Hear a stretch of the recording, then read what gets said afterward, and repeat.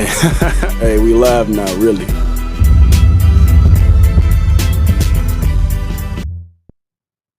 Hey, we live now.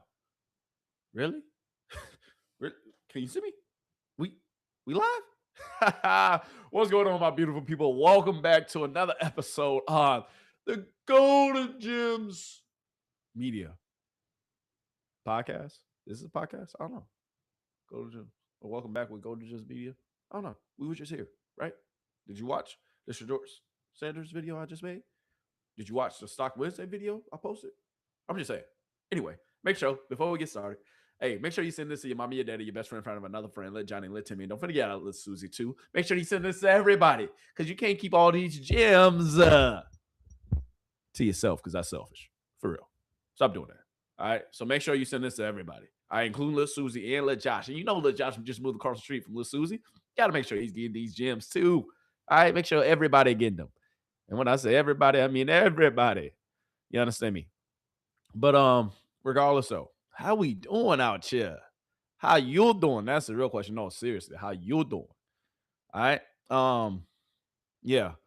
With the updates that I have for you with this Nolan Wells case, man, it seems like I can't get away from this case. It seems like every single day something new just ends up popping up. And it's like with something new popping up, you know I gotta pop out and tell you about it. So with this Nolan Wells case, man, it's been some new developments. Yes, it's been some new developments. And with these new developments, you gotta understand. Um, yeah, it's not looking pretty for a lot of folks, man. It's not looking pretty for a lot of folks. And with it not looking pretty for a lot of folks, man,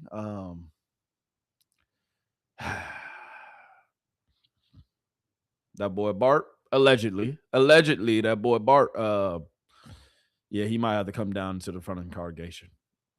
That boy Bart, I ain't gonna say too much, but you involved in this case one way or another, whether you want to be or not. And we own you like white on rice, Bart.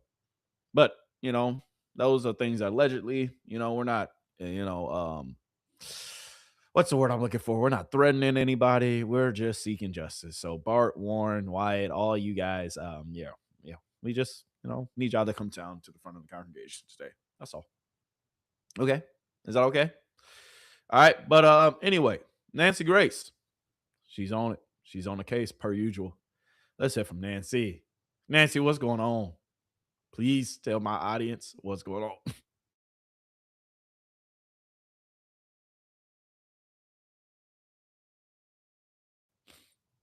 Talk to the audience, Nancy, for me, please. For your child, wouldn't you want to know what happened? The mom asked for Nolan's phone. Right. Was there a struggle over it, or did you guys hand it over? I mean, just handed it over. I mean, we didn't think anything of it. Like, she asked for Nolan's phone. We knew they were close friends with, the Wells family, and my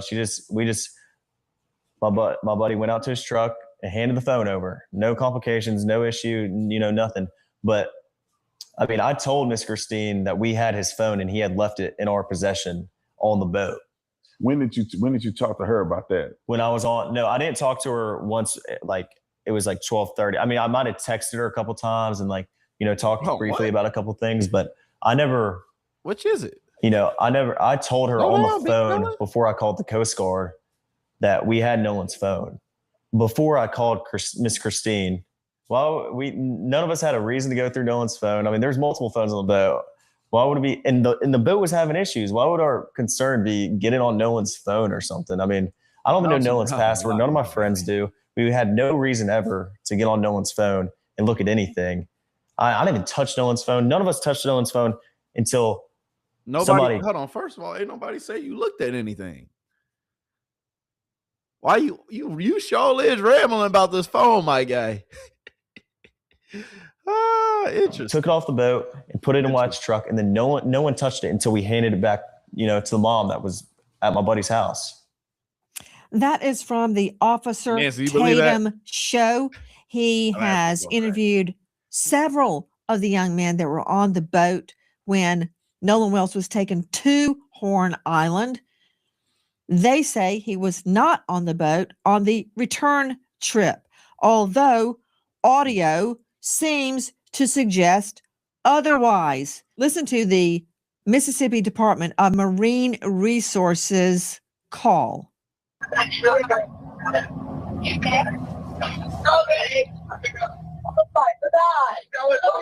Detail assistance, Vicky speaking. How can I help you?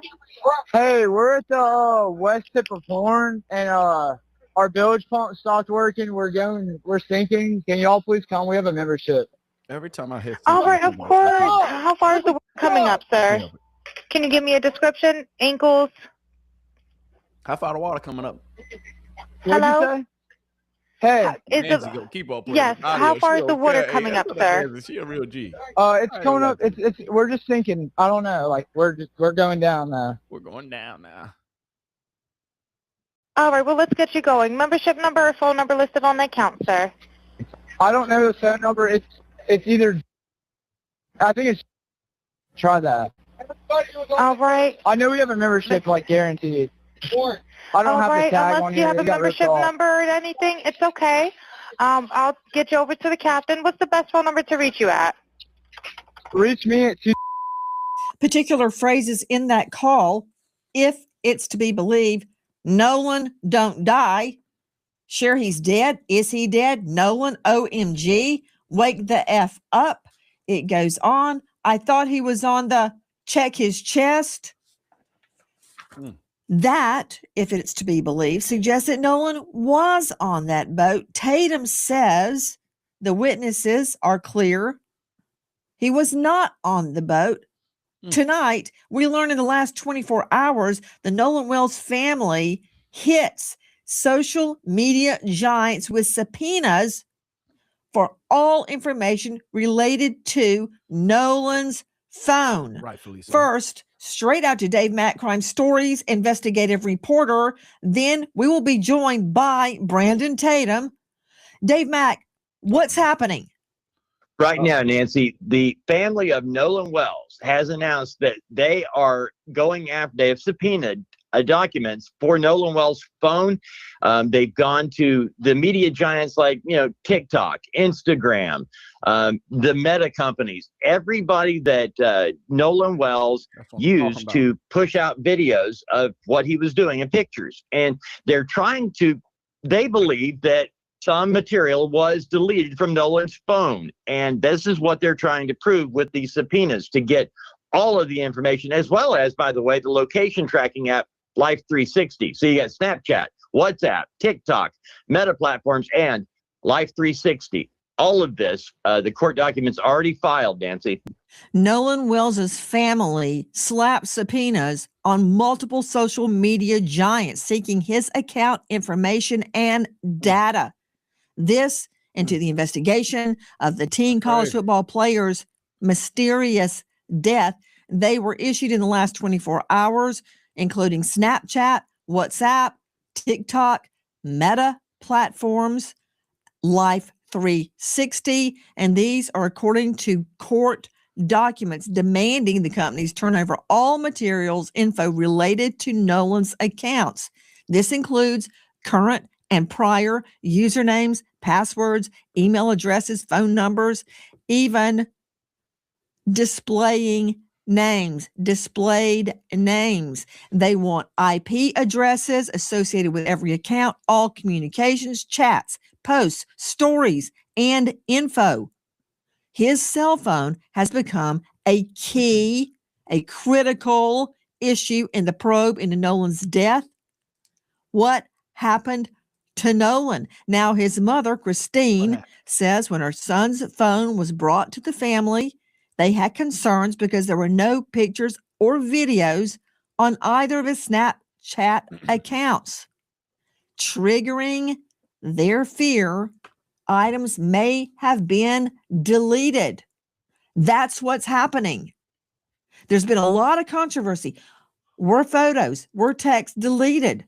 Were snaps deleted?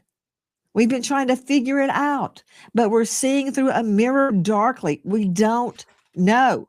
But according to experts, a trail will be left if anything has been deleted, even if you delete it from the deleted file. Now, joining us, special guest, Brandon Tatum. You know him well.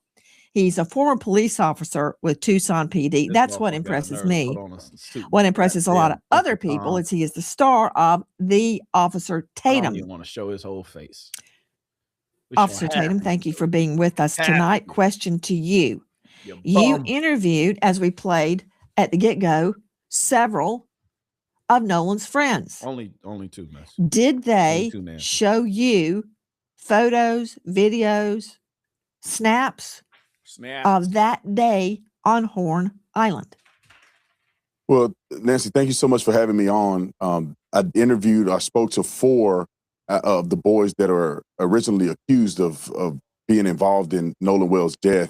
And they did show me a lot of evidence. I want people to be very clear with this. I spent my career putting people in jail. My career is based on getting justice for people who have been done wrong. I've never been a defense attorney. So me going out and doing this was to find out what happened to Nolan Wells. And in talking to these young men, the burden of proof is they're going to have to prove to me. I'm not going to listen to what they say out of their mouth. They're going to have to show me. And in many cases, they showed me videos of Nolan on the island. They showed me videos of the boat when they were getting towed out, which is consistent with, kind of similar to what the phone call was. I mean, they showed me pictures of them with Nolan. They showed me phone records of them calling Nolan's mom and all of the above. So they seemed very consistent. They seemed very genuine. And they also proved to me some of the things that they had told me in the interview that I had with them that I have uploaded on my YouTube. How come you are so broad, my guy? You're saying they showed me stuff. What did they show you? They took pictures. They showed me pictures of the boat getting towed. Yeah, we saw them, and you posted it. So yeah, we saw that. But no, you want us to really believe that? Do we look like Boo Boo the Fool? I know, some people do, but I don't think most people do. But anyway, tell us what you know then. YouTube channel. Officer Tatum, are you telling me that they had reception on Horn Island? Because many people are saying, well, the reason that there's nothing on Nolan's phone of that day, like there's no pictures, there's no snaps, there's no text, there's no anything, not because it was deleted, but because he didn't have reception. But you're telling me the other boys did have snaps, photos, videos, and reception? Yeah, no, Nancy, let me clarify this for you.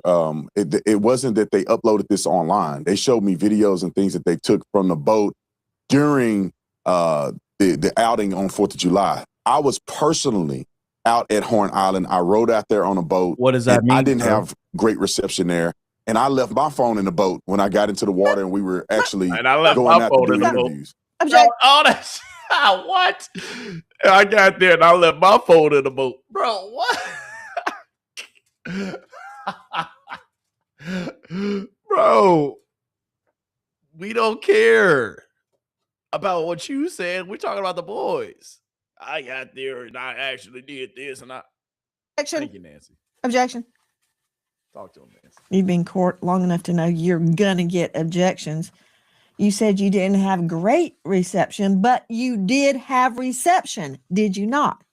No, there was reception there. It just wasn't great, and it wasn't great enough for people, in my opinion, to upload. You can make a phone call potentially, but you wasn't going to upload data to a social media account. Now, could people take the steps to do it if they're dedicated enough? Yes. But it doesn't appear that would have been a frequent thing, given the fact that you probably had 1 or 2 bars out there. And I heard evidence of that. Not only did I see evidence of it when I went out there myself personally with my cell phone, when I listened to the CETO call, you could tell that the call dropped out several times. It seemed like they were having trouble at times hearing each other. So it is consistent. And anybody that travel out there that have gone to the 4th of July celebration, they know that the reception is not very great. So the videos that they showed me in call logs were things that were not associated to social media, that they never posted on social media. It was, pictures and videos that they took on their phone. Okay. Let me refine my question. Please, Nancy. I take it from your last answer that the answer is yes, you had reception on Horn Island. Yes, I did have reception on Horn Island. We just played that Seatow call. It's 2 words, SEATOW, and it's kind of insurance that people have that are boat goers. And if you have a problem, Seatow will come and tow you back to the mainland. They said they had a problem. They said they were taking on water. One of your takes is that all the chatter that we're hearing, wake up, Nolan, are you dead, Nolan, wake the F up, Nolan, could be referring to the battery, the bilge on the boat, that it's all unclear. Regarding the boat being disabled, apparently it was not. Listen. So first, at 9:56 a.m., the boat leaves the original dock. It arrives at Horn Island at 11:14. So at around 4 o'clock, there is a call to the Coast Guard about the boat. NBC News got a hold of it. We're sinking. Can y'all please come? And is everybody on board in good health otherwise? Yeah, everybody's on board. Everybody's on board. So does that mean Nolan is on there? Who was on that boat? At 4:31, the boat leaves Horn Island and it is towed approximately 3 miles, and then the tow ends. So after 3 miles, they go back to the original dock, okay? They arrive at 5:44 p.m. So it looks like this is where Horn Island is, and this is where the original dock is that I am referring to. I looked it up, and El Camino Real Road is in Gulf Hills, Mississippi, which is right above Ocean Springs. So I'm wondering if this is the house where they got the phone. Now, the boat travels to Fort Bayou. At 6:06, the boat returns to the original dock. Then, from the original dock, the boat goes back to Fort Bayou, and then they go to the boat launch, and it is put onto the trailer and moved by the vehicle. Did they drop people off at the original dock, travel to Fort Bayou, pick somebody up, and go back to that original dock? And then from there, why was there an hour and 13-minute time gap? This boat was sinking hours before, and then they're just having it docked for an hour and 13 minutes. You would think they'd want to get that boat out of the water ASAP. That from the Real TikTok Detective, the boat wasn't sinking. They told Seatow it was sinking. What's the truth? Was it sinking and they repaired it? Did they have a leak and they repaired it and kept on SOP? Brandon Tatum joining us, former cop, now star of The Officer Tatum. Did the young man explain those travels we just identified? Did he? Yeah, 100%. They did that. I wish that people on the internet would have had an opportunity, and they can go look at the interview that I did with Warren, but they had an opportunity to actually talk to these young men to get this in perspective. Because some people have no idea how boats function and how they work. They explained to me, they took me on a boat and showed me exactly where they went, where they docked, where did they, stop at, how did they get the bilge pump and the water out of the boat and all of the above. So they were sinking, they were taking on water. The water came up high enough that the batteries weren't working. They had to get a tow to kind of tow them out. Where you could see the young lady saying about 3 miles out. It's a complicated boat jargon, but they ended up getting the boat out. You trying to get them to keep up with their lie too. Why are you fumbling over your words? If they told it to you so crystal clear and you talked to 4 of them, all of them should have had the same story. He should have had the same accounts, right? Oh, okay. They ended up getting it to the point where they could run the boat, run the water out of the boat through a hole in the boat that they ended up plugging. They explained all this. Anybody that does boating know exactly what they're talking about if you hear them explain it on the interview. So they have an explanation for all of these things. And not only that, Nancy, they showed me video of them on the boat, and Nolan was not on the boat. Nolan was not on the boat log, and there are people who saw Nolan on the island closer to around 6 p.m., which is far after they left, far after this phone call was made. I saw text messages from the young lady that Nolan was with, young lady named Katie. I saw her text messages. In her text messages, she say that she heard the boys yelling for Nolan to get on the boat. He did not. She said in her text message that she did not see Nolan get on the boat he came on, which was Wyatt's boat, which is the boat that was sinking and they ended up leaving on. So it wasn't just a statement that they made on a podcast. They were actually showing me evidence to the contrary of what the mainstream YouTubers and some media outlets are putting out to people at large. And so I wish that people would go watch the interview or at least take some time to listen to these boys' statement. And I'll say this, Nancy, too. I wish that the family would have taken the time, or at least Benjamin Crump would have taken the time to reach out to the lawyers or reach out to these young boys to get their statements so they're not wasting their time sending everybody on a rabbit trail when they could have just talked to these boys. And they could have, but they refused. Because I saw a message from Warren where he called Nolan's mom twice. I've seen messages from Warren's stepmother, Ashley, where she sent Nolan's mom a text saying, please reach out to me whenever you're ready. I would like to talk. Other parents I saw messages from who reached out to Nolan's mom saying, we need to talk. Can we talk? I'm available if you need to talk to us. I do not understand at this point why Benjamin Crump would go out and put misinformation out online when he had the availability to talk to these kids and clear these things up like I did before he presented this to the public. We also reached out to Benjamin Crump 4 times. And on the 5th time, they come back and tell us that the family is not doing interviews. We didn't ask to talk to the family. We asked to talk to the attorney, Benjamin Crump. Why?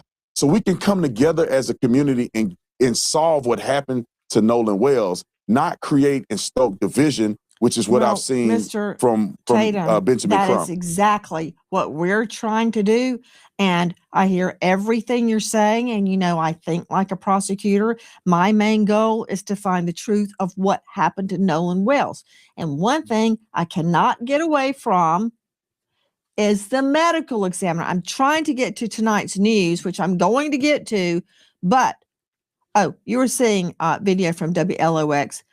Speaking of sinking, is at an alleged issue with the boat bilge. Well, Randy and Bunny on TikTok have their interpretation of that. Watch this. Detail assistance, Vicky speaking. How can I help you? Hey, we're at the west tip of Did we Horn, not watch this and video together, y'all? our bilge pump stopped working. We're sinking. Can y'all please come? We have a membership. All right, of course. How far is the water coming up, sir? Can you give me a description? Ankles? Ankles? Hello? Hey. Yes. How far is the water coming up, sir? It's coming up. We're just sinking. I don't know. Like we're going down now. That from Randy and Bunny on TikTok. Joe Scott Morgan, very quickly before I can get into why the family believes they need subpoenas to social media giants to get the truth about what happened to Nolan's phone. Anybody can say anything after the fact.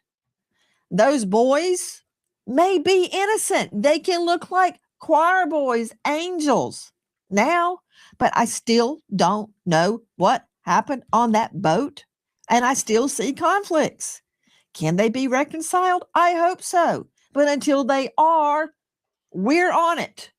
This is what I can't get away from. Control room, please show Joseph Scott Morgan the autopsy diagram of the victim's occipital bone. Okay, I don't care what anybody says. I do not care if an archangel lands on this anchor desk. If he lies to me, I'm using handcuffs for his wrists and a rope for his wings. You hear me? Look at that again. Put it back up. I didn't get that analogy. He has deep reddening subcutaneously on the back of his head. Nowhere else. It's not on his neck. The back of his neck anyway. Don't see it on the back. Don't see it anywhere else on the body. So I really don't want to hear a lame explanation that it's lividity of the blood sinking to the back of the body. Number one, the body was on its face. But that said, they kept the neck and the lungs to see if he drowned, neck, Neck. Why would they keep his neck? I can't get away from this, Joe Scott Morgan, and I don't care how angelic the friends appear, and they may be angels. I don't know that yet. But you can't get away from this, Morgan. Yeah. No, you can't, and we can't get away from it until the investigation is concluded on the part of the state medical examiner's office and the authorities. And in Mississippi, and I can promise you this, as the day is long, they're not going to release this information because it's an ongoing investigation. I know everybody wants it. Now, what we do have is a second view. We've got a second set of eyes on this from a highly accomplished forensic pathologist, I might add, former chief medical examiner for DC.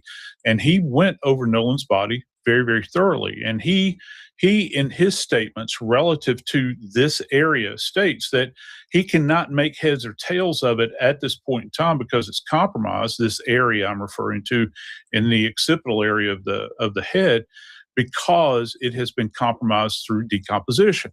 Now, he did a multi-layered dissection. And what that means is layer by layer, the skin, sub-Q fat, down through the muscle, which had not previously been done in this manner, according to him. I don't even know if it's annotated in the state medical examiner's report because it hasn't been released yet. They're still waiting. It's pending multiple things. How many times have we heard this over the years? They're doing their own histological studies, which means the tissue samples. And also the big part to this, Nancy, is going to be the toxicology. And we know that takes some time. And it's not just going to be about alcohol. It's going to be everything in the spectrum. Hi, guys. Nancy Grace here. If you are a homeowner, you've probably thought, should I call it? The officer taking polygraphs. Well, from my understanding, all but I believe one took a polygraph. And from what was told to me, that they all passed. And all of the ones that took a polygraph took one without a lawyer. And they cooperated with law enforcement. So from my understanding, everybody took a polygraph test. Why do you say that's from what you understand? Did they tell you they took a poly and passed? Yes, ma'am. They told me that they did it. I wasn't there. So that's what I'm saying from my understanding. They told me that all the boys. See, that's all I think you're lying, though. Now I just feel like Officer Tatum, you just saying stuff just to say it. Because if it's true that they took a polygraph, you would have asked Warren during the interview. You would have asked Tristan during his interview. It would have came up at some point. You was with him going to Horn Island. You was with him on a boat. You didn't think to ask him, did you take a polygraph test? What did it come back? Is that not like a breaking news kind of story that I think would have blew up the internet even more? You're lying. You would have been put that out. But maybe I'm tripping. Who knows? I'm just except one, which is Warren, I believe, took a polygraph test. All of them did not have lawyers and did it and cooperated with police.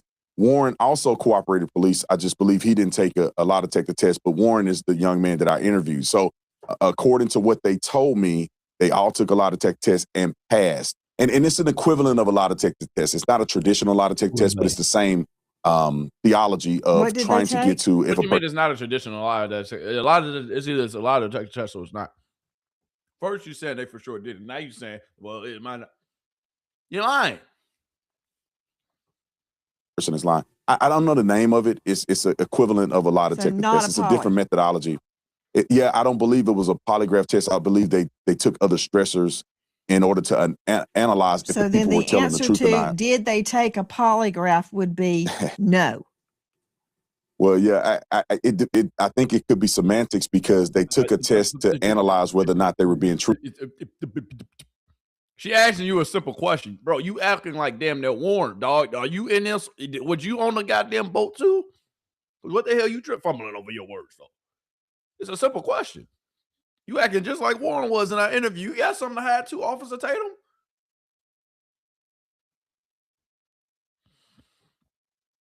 Dog, you can't make this up, bro. Chat, let me know if I'm tripping. For real, chat, let me know if I'm tripping. Truthful in their statements, thinking in order to analyze if the people were telling the truth or not. Did they take a polygraph would be no.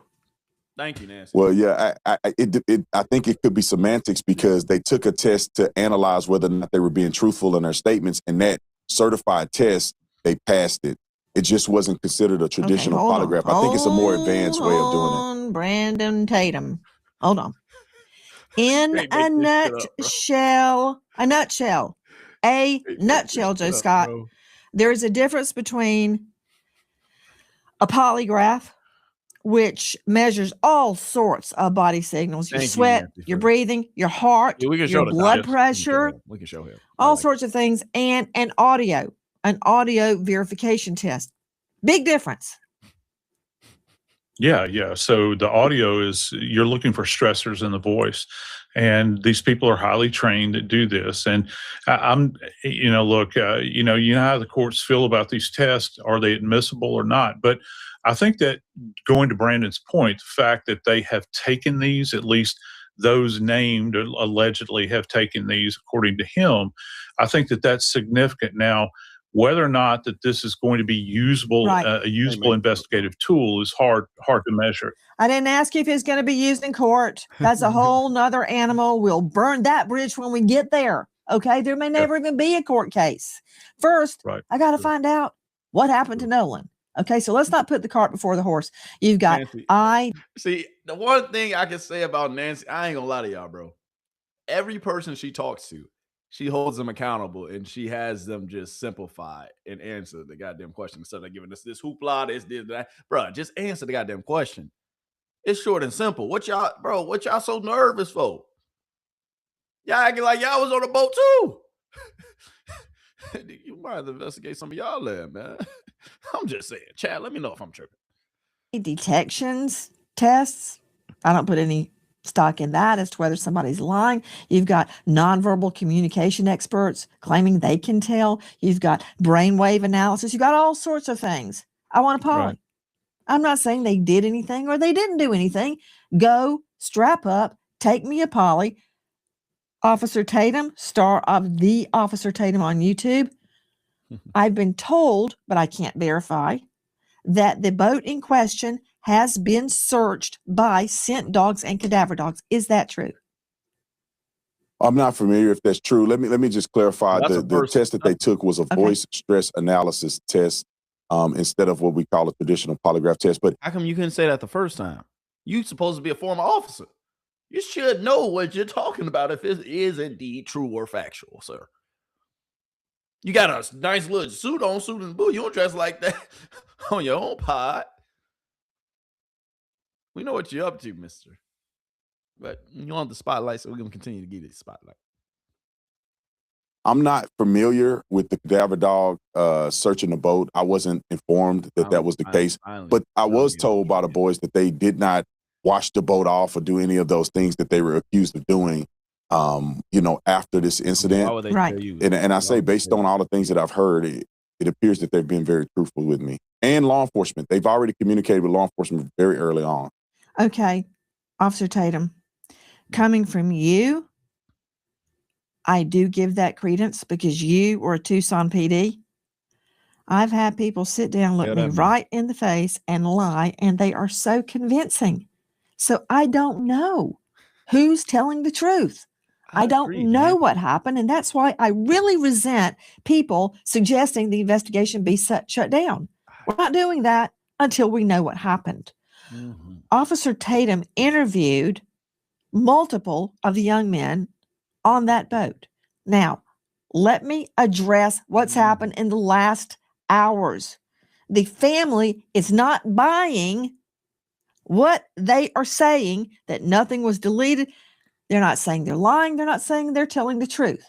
They have hit social media giants with subpoenas once and for all to get everything there is to get about Nolan Wells Digital. Okay, straight out to Dr. Jim Jones joining us out of Virginia. Jones, Dr. Jones, cybersecurity, digital forensics expert, digital forensics program director, associate professor, George Mason University. Okay, can't argue with that. Okay, Dr. Jones, what will the evidence reveal? Let's just start on Nolan Wells' cell phone.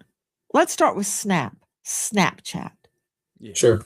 So on his cell phone, any images taken for whatever app are going to be stored locally, at least temporarily. So Snap is one of those apps that deletes the picture afterwards.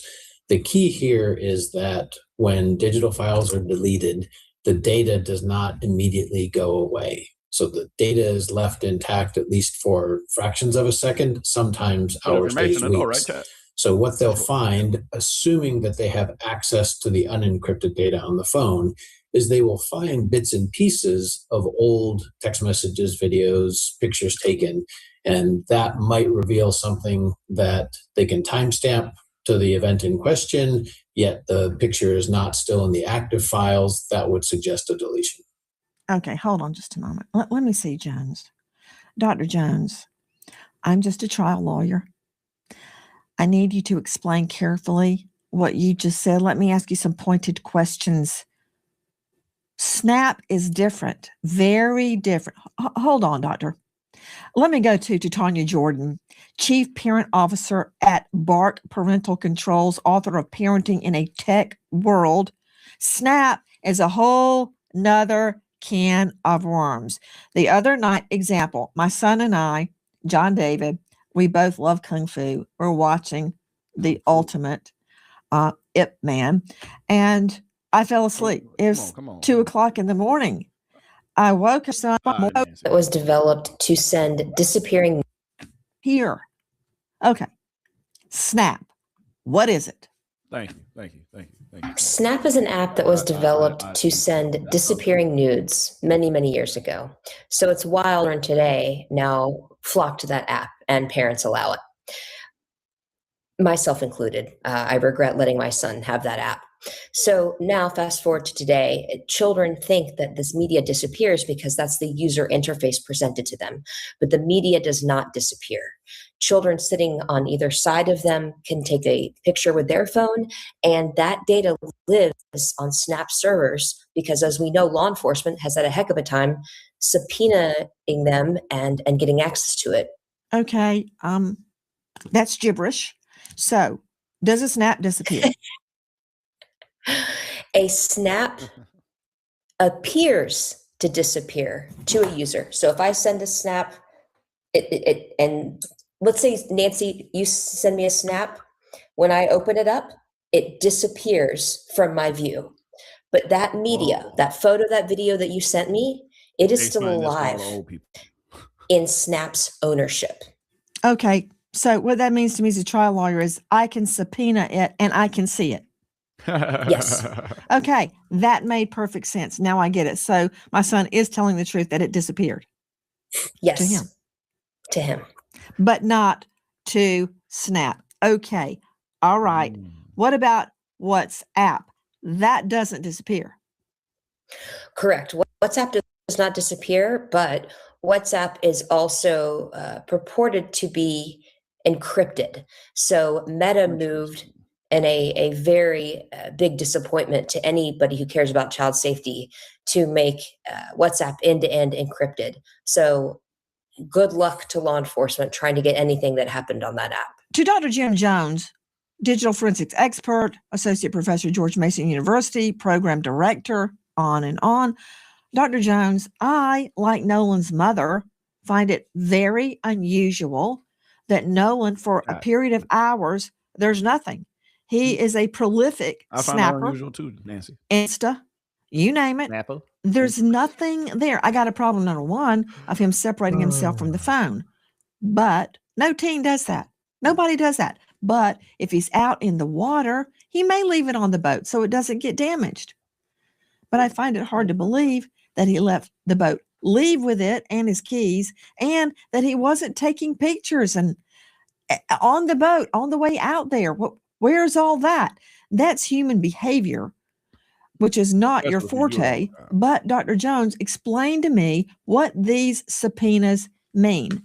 Dr. Jones, from what we're learning in the last 24 hours, Nolan's family demands all IP addresses associated with his accounts, all communications, chats, posts, stories. You can explain later to Tanya what is a story, and all other. Hold on, y'all. Did I fast forward that, or did it just skip?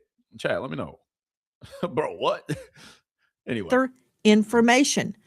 The phone is critical because there's nothing on it for the critical hours. Subpoenas issued in the last hours to Snapchat, WhatsApp, TikTok, Meta, all Meta platforms, and all location tracking platforms, including Life 360. Okay, doctor, what does it mean?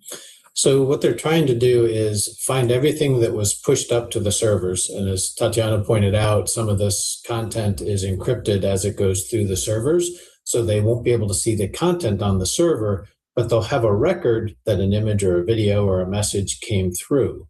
So what I would be looking at is I would compare what the providers, the servers show to what's on the phone. And if I find a discrepancy, that would suggest that something has been deleted from the phone. Anybody that had access to the phone could easily delete something on the phone, much harder to delete what's being held on the servers. Websites your competitors don't want you to know. Oh, come on. Competitors don't care, but I didn't ask you what they don't want me to know. You understand that? Do you understand that? My bad, y'all. My bad. Let's get back to the regular schedule program, right? Right. Nancy, what you got for us? Oh, production. Password. There are certain things that you need the password to do, such as delete activity. But if you don't have a password and you pick up your phone, if you're touching the screen, that leaves a trace. If you're trying to power it off, that leaves a trace. So we should be able to see people without a password trying to actively interact with that phone, as well as someone that has it. So we would do a forensic acquisition, and that's really important here. Someone just looking in the phone, you can get a glimpse, but you can't see what's deleted and hiding below the surface. We need a forensic acquisition to do that. We can tell if it was just soft deleted, so like sitting in a trash can, or a hard delete. So if you empty your trash on your phone and then you go and throw it into a dumpster and the trash is taken away, there is a log that tracks everything. Also with timestamps on when that activity occurred. Digital expert Heather Barnhart. Okay. Is a subpoena, Dr. Jones, Dr. Jim Jones, is a subpoena the equivalent of an acquisition, a forensics digital acquisition? Yeah, good question. No, very different. So the subpoena is going to the providers, the companies that provide these services, and it says, hey, what is on your servers? The physical acquisition is going to get a copy of the raw data stored on the phone. And to Heather's point, what you see through the interface is only a small fraction of what's actually stored on the device. It's a very busy place and things are being replaced and removed all the time. The physical acquisition will take a snapshot in time of anything that's left, in particular, the fragments. She also made a very good point about the logs. Phones, modern smartphones, keep very detailed logs. It's not the picture, but it will tell you that someone deleted a picture, and you may even have a timestamp or other metadata that would help you know something about that content, even if you can't see the content anymore. So, Dr. Jim Jones, if I delete something, let's just pretend it's a text. We delete a text. Then you go to the deleted file and delete it from the deleted file. We can't see it, but there is a record of that, and it is very likely revivable. Yes, to the record, for sure. There's a record of that action happening. Revivability depends on how long it's been since it was deleted and what else the phone has been doing. So it's a very unpredictable process. Think of it as something that decays over time. Sometimes that decay is very rapid, sometimes it's slow.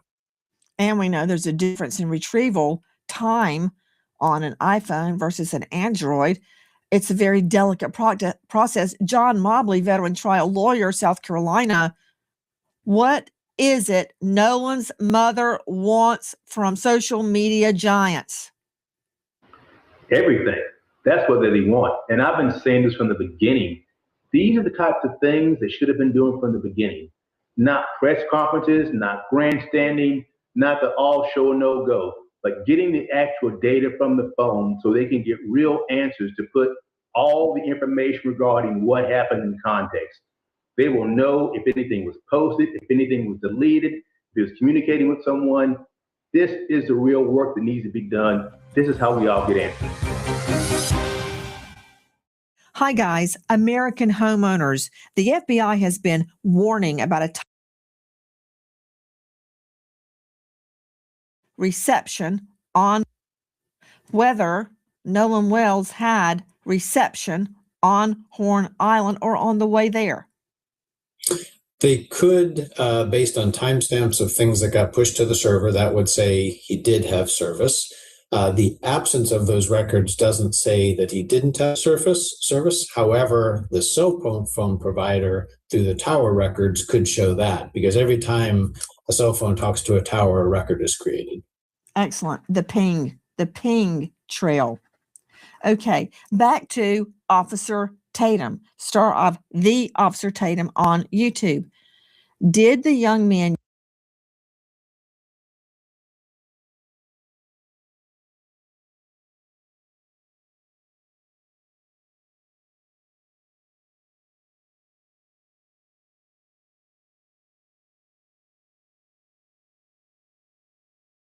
you interviewed, I believe it was 4 of them, state that Nolan did not have reception, or did they explain why there are no pictures, text, instance, nothing on his phone? Did they have an explanation for that? Yes, ma'am. They didn't mention anything about whether Nolan has service or not, but they articulated the reason why Nolan may not have, certain pictures on his phone. And they had mentioned because Nolan spent the night at their house the night before, because it's traditional for the last few years that they actually went to Horn Island together. But they were saying that they had taken pictures at the house. Some of the pictures that you've seen floated around online were pictures that they took on the boat, but they didn't take those pictures when they got out there to Horn Island, because they were having fun. And I would argue that they were drinking, and I couldn't imagine that they want to get underage drinking on camera.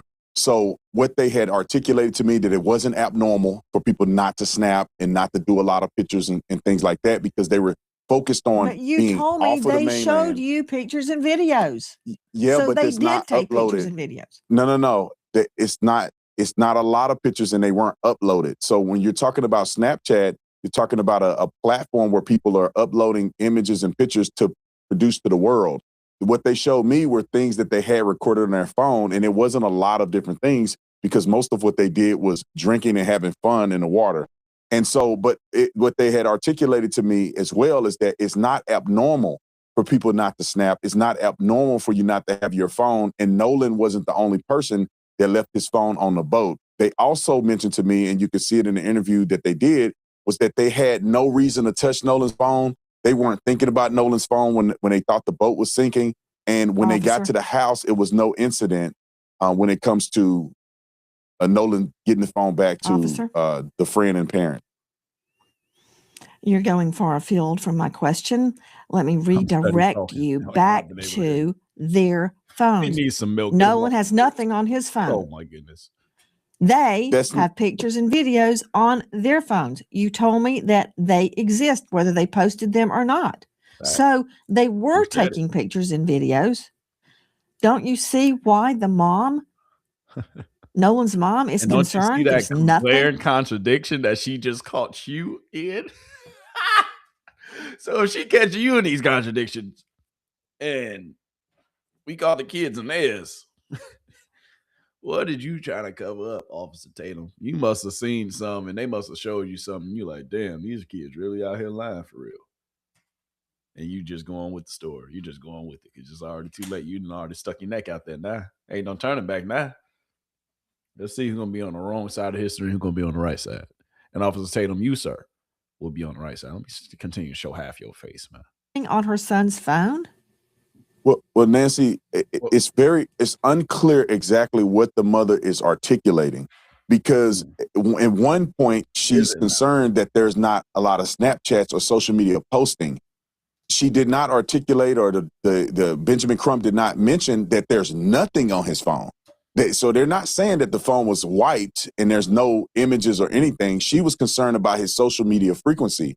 which I believe after talking to the boys, it was consistent with what they said, and it was consistent with basic deductive reasoning that maybe he didn't post a lot on that day.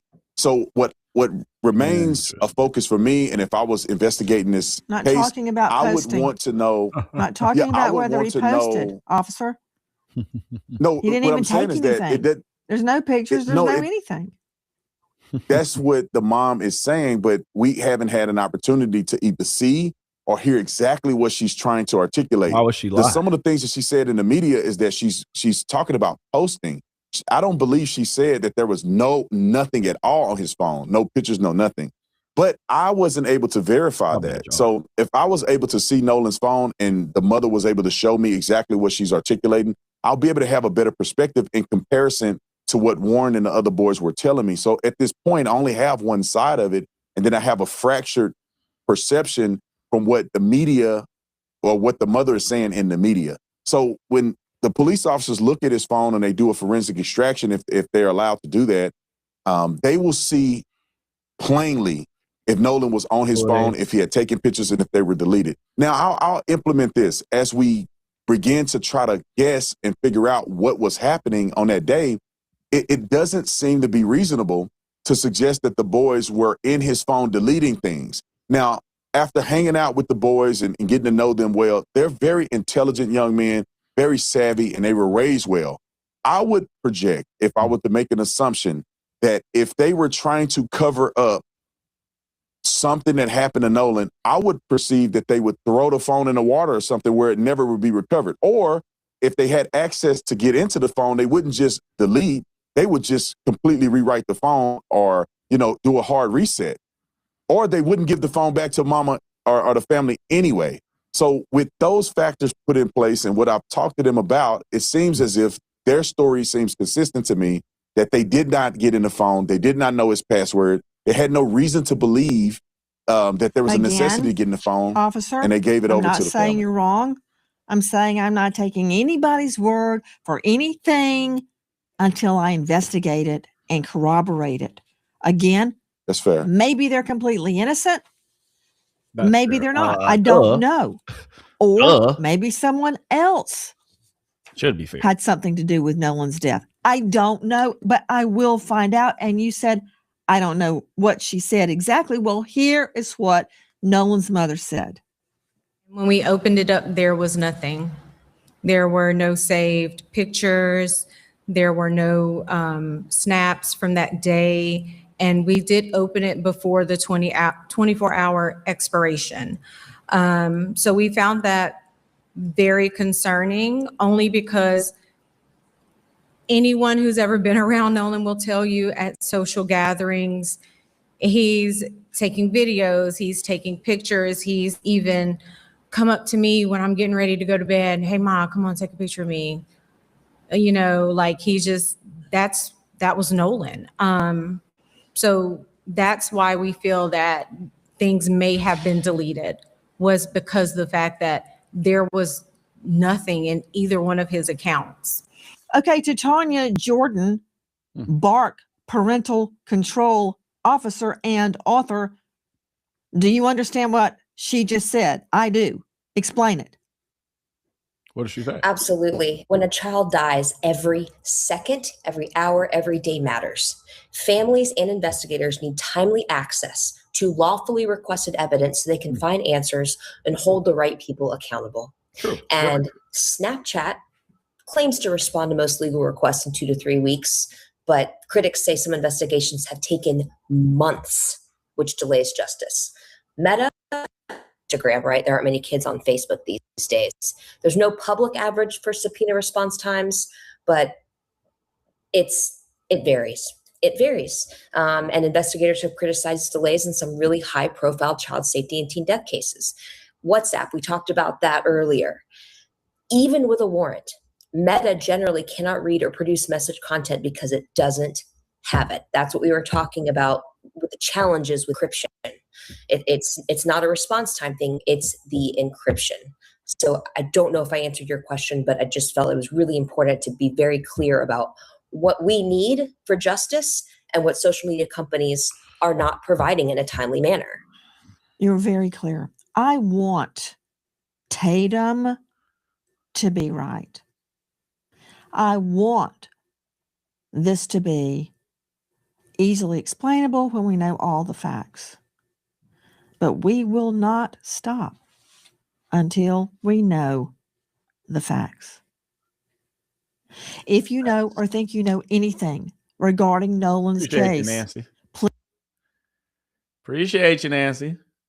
So, yes, that was one of the key things that I wanted to show you. Nancy had Officer Tatum, what racism guy on there, whatever you want to call him. We can't call him really officer no more. He's not really an officer, so I don't know why people call him officer.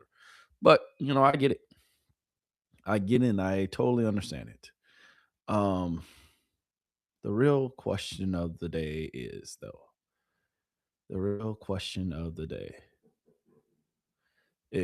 have y'all heard how they're now bashing the Janetta Brantley girl?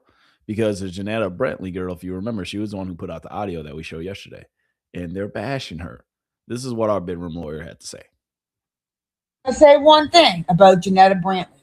Y'all are trying to bring it up that she got arrested, that she got in a fight and got arrested or whatever. So y'all are trying to bring up exactly what happened in this case. Kids got in a fight, okay? And then she's the one that went down for it because she's black. But you're trying to say that because she got arrested for a fight, she doesn't know how to audio engineer? Now make that make sense. Oh, she was fighting one day and the cops fucking took her to jail. So And then that fight that they're referring to, which makes her not capable to be an audio engineer these days, was for something over 20 years ago. But okay. She must not know how to do her job. Are you dumb? See, I said the same thing. SO to I think her name is Janet Brantley. SO to her, the woman who enhanced the audio, and like that's to her, man, who's getting death threats and getting all kind of threats, and people are trashing her name over the internet. I mean, it's kind of unfortunate, but I mean, it is what it is. But regardless, thing is like, what do you think they're gonna do? You think that we're gonna put so much pressure on them? Mississippi's gonna go, oh fuck, you're right. Here's the neck. You caught us in some corruption. My bad. Like, what do you think's gonna happen? They are gonna fight this till the fucking death, dude. They're never, ever. Like, if you think there's gonna be some eureka moment where like Mississippi comes to their fucking senses, that's not gonna fucking happen here. So that's why I'm asking you what justice looks like to you, because you think they're gonna go, oh, we're sorry, you finally busted us. Every piece of evidence that we put out, they have people that are gonna try to spin that, pay the press off, try to discredit it. they're already doing that now. They're literally doing it right in front of our faces. TMZ, ABC, especially TMZ. It's kind of Officer Tatum. Kind of a little too obvious now. That's just how it's going to be forever and ever and ever. There's never going to. It's like that boyfriend, that guy that keeps lying to you, and like you think every time you explain it to him that the next time he's going to like not be truthful, and then you catch him again in the lie, and you're like, but I thought I already told you. Another thing is like. That was a crazy analogy. She must have really had a little PTSD. That's why she brought that up. Hey, why you had to bring in the boyfriend though? Why you had to bring in that? All right. But anyway, back to the bedroom lawyer, because she's cooking. She's cooking per usual. And y'all know I got to continue to give her the platform and let her get her take off, because she's actually a lawyer. It's proven. Showed us.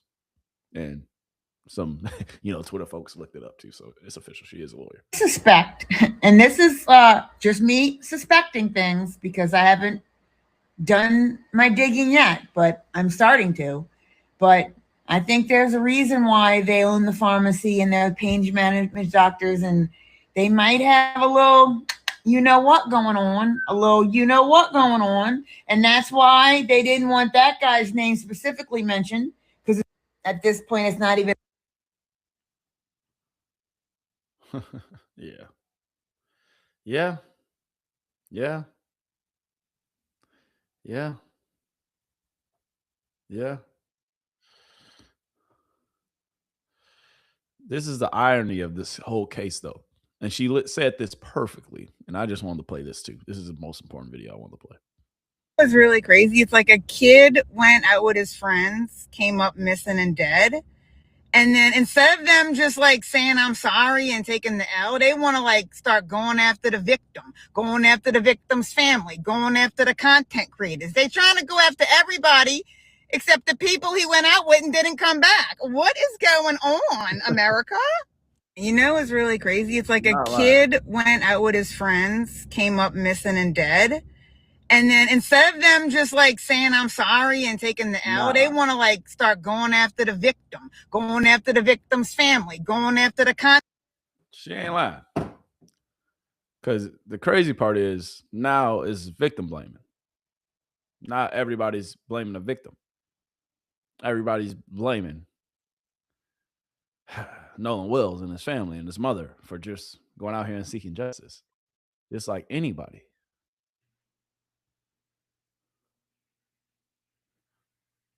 But if you haven't heard, Bart, come on down, Mr. Bart. Bart and his family. Woo. Yeah, they got the streets hot, y'all. They got the streets hot. Not gonna lie to you. Update with Bart. A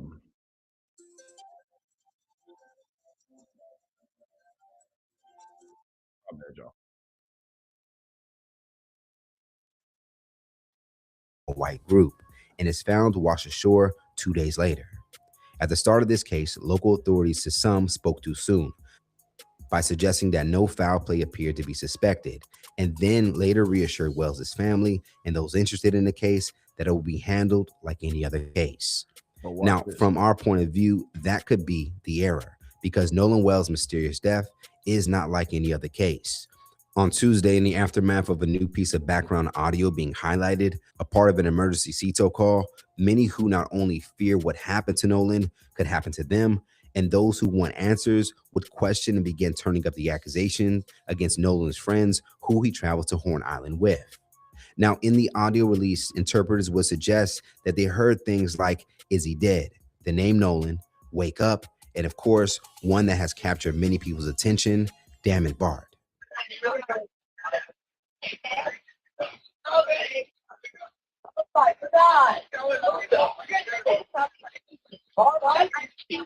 Hey, we're at the west tip of Horn, and our bilge pump stopped working. We're sinking. Can y'all please come? We have a membership. Shut the fuck up! Depending on how you interpret the audio, it can be heard as the final moments to a crime, where one of his friends yells at another friend for taking a life, while others suggest to cover it up.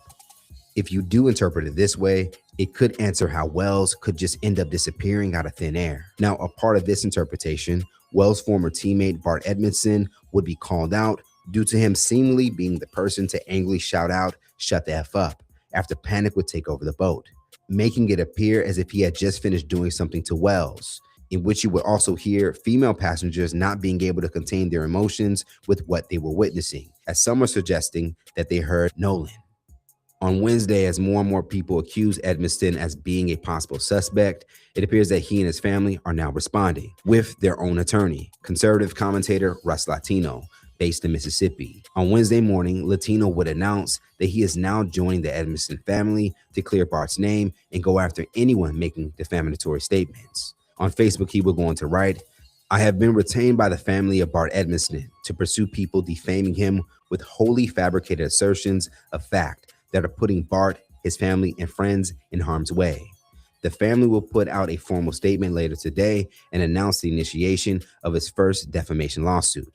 Bart received a credible death threat yesterday because of some of that made-up speculation on this and other sites. The FBI, state, and local law enforcement have all been activated.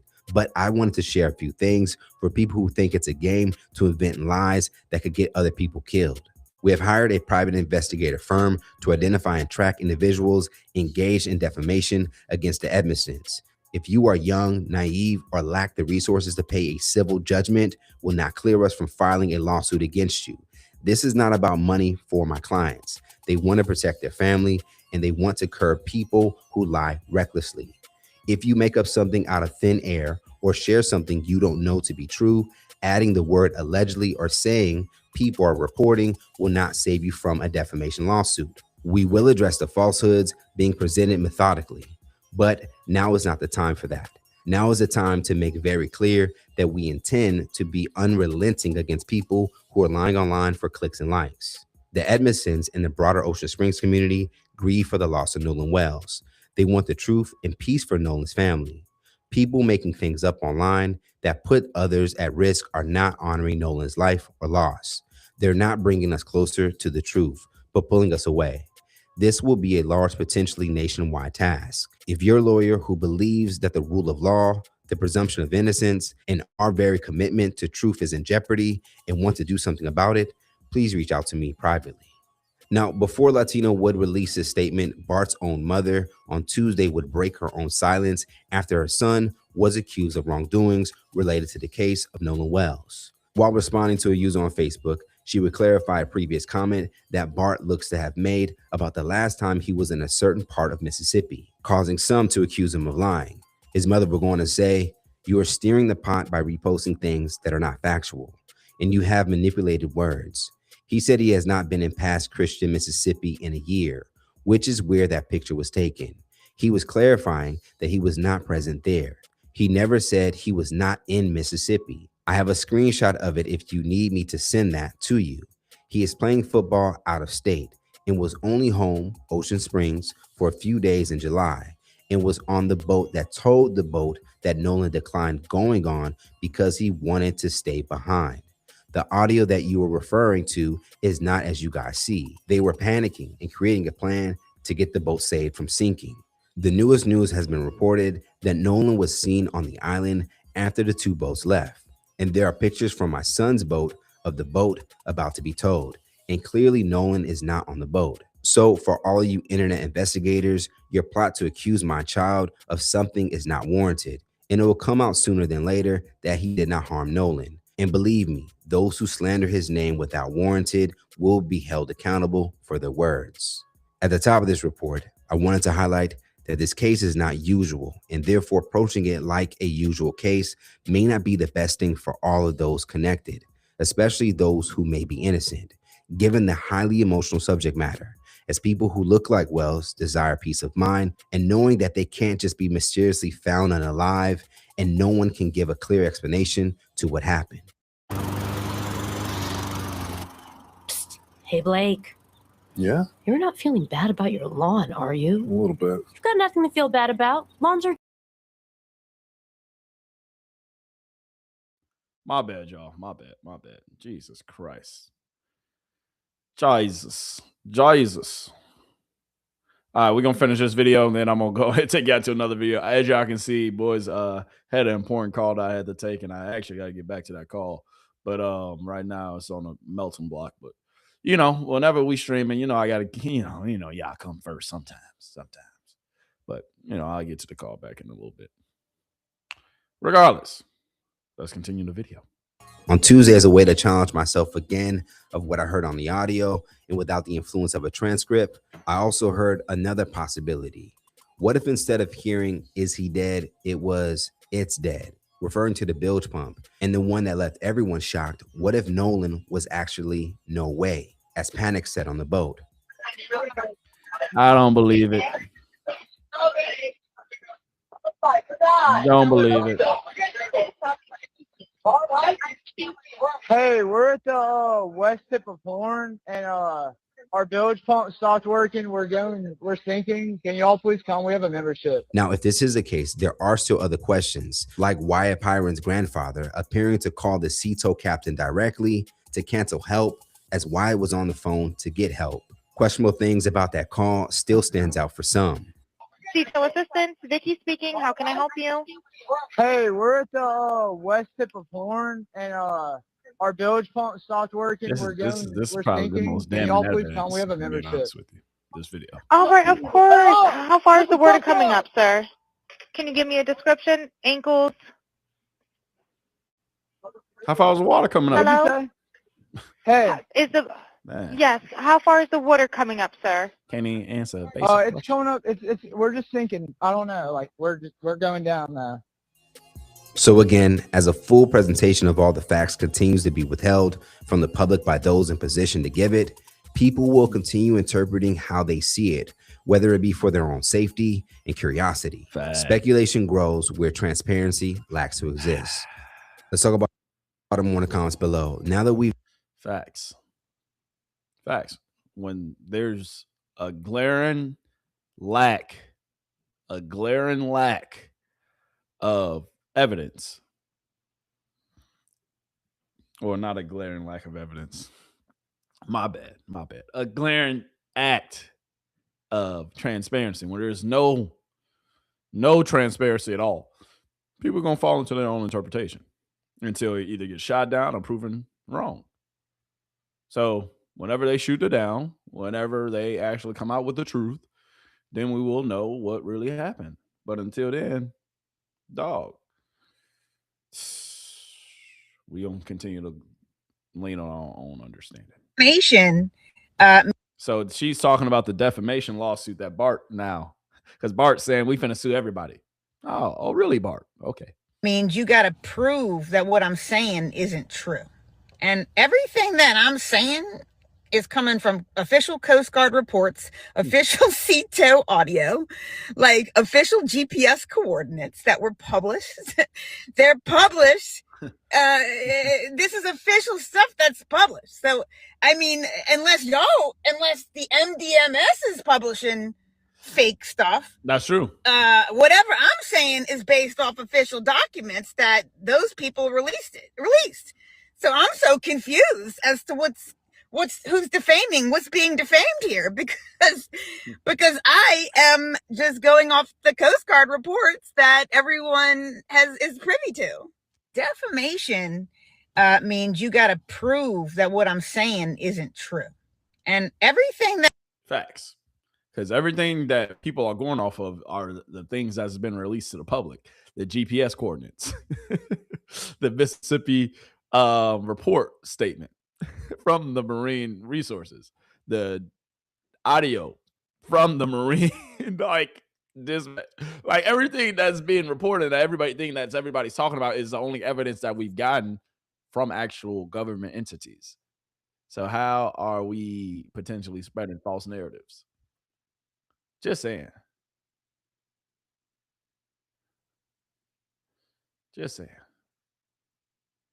But anyway, let's continue to get back to what we was talking about a little bit ago. Angel, just fucking charge them with something, bro. You know they're gonna get off anyway. Can you just charge them? It's not like they're gonna get convicted anyway. Just fucking charge them. Okay, with something.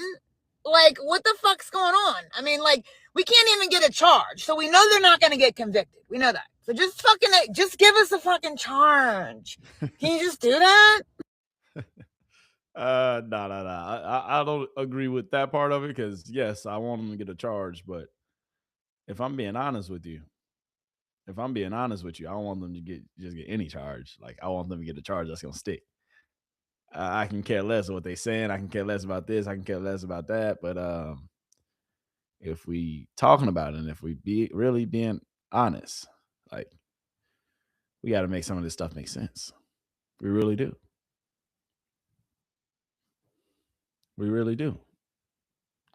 But I got some people that got some words for Officer Tatum. I know I'm not the only one out here with words for Officer Tatum. So I want to show this real quick.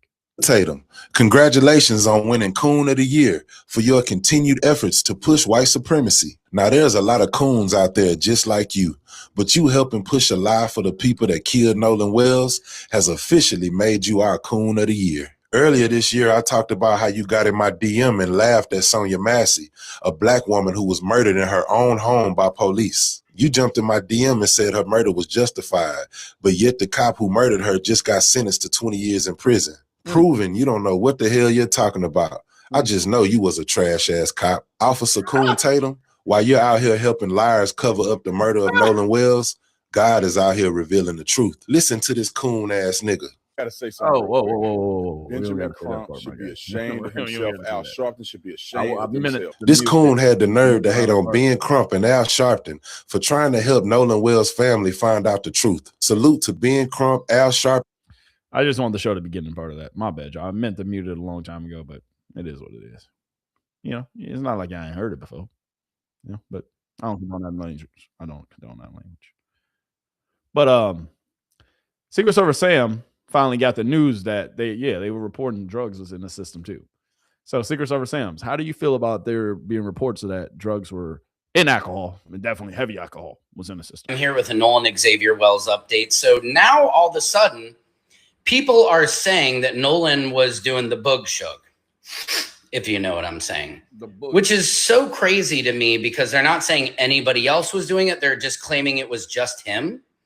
And again, they haven't released the toxicology report. So where would you be getting any of this information except for these eyewitnesses who coincidentally come up after this audio is released, after people are hearing alleged nefarious things? Also, I heard today that the guy whose name rhymes with fart lawyered up. Why? Again, all of this is guilty, alleged behavior for when your best friend passes. If it was accidental, they would have said that on day one. We would not still be talking about this. We would have been able to put Nolan to rest and it would have been a terrible tragedy.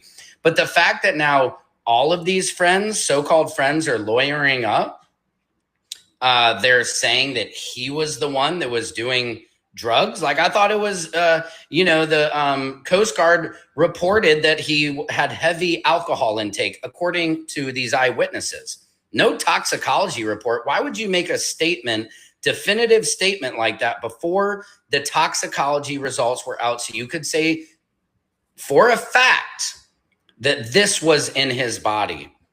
It's just deceptive. This narrative is being pushed by these legacy media networks to protect who? I don't know. I don't know why they would protect Mississippi when Mississippi is well known for its history, and she needs to take responsibility for what's going on. Look, if this was a total accident, then come out and say that. Why do they have to hold this for the grand jury? Why are you holding back the autopsy? It's as simple as that. Mississippi, if you want to take the pressure off and have us take the gas and the foot off your neck, then just come out with the truth and let it be shown. But when you lawyer up and you're deceptive and then you accuse this poor, beautiful young man who lost his life of these things that you have no factual evidence for, it makes us angry. Secret Service. Secret Service. I like how you just throw in that Nolan beautiful in there. That's kind of just so random, but hey, we'll take it all day long. We'll take it all day long.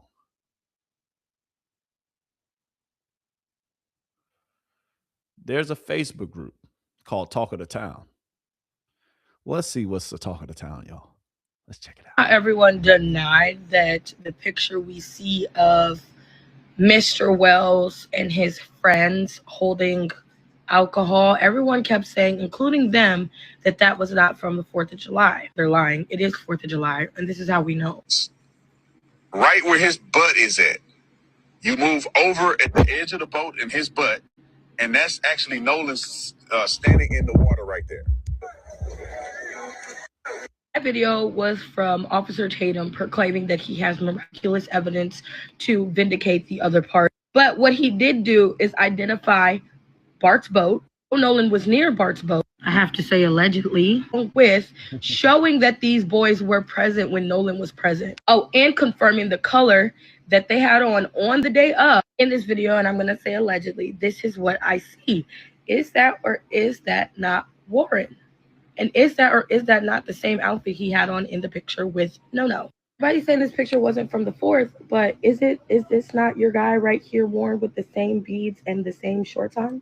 That is very clearly Warren in the same outfit, allegedly. This side-by-side photo, you can clearly see they had the same outfits on. And that is also allegedly. Anyway, I just want to show that really quick. It's a lot. It's a lot that's going on with this case. But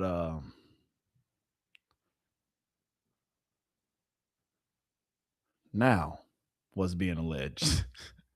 Telling you, it's something new every day. Let me show you.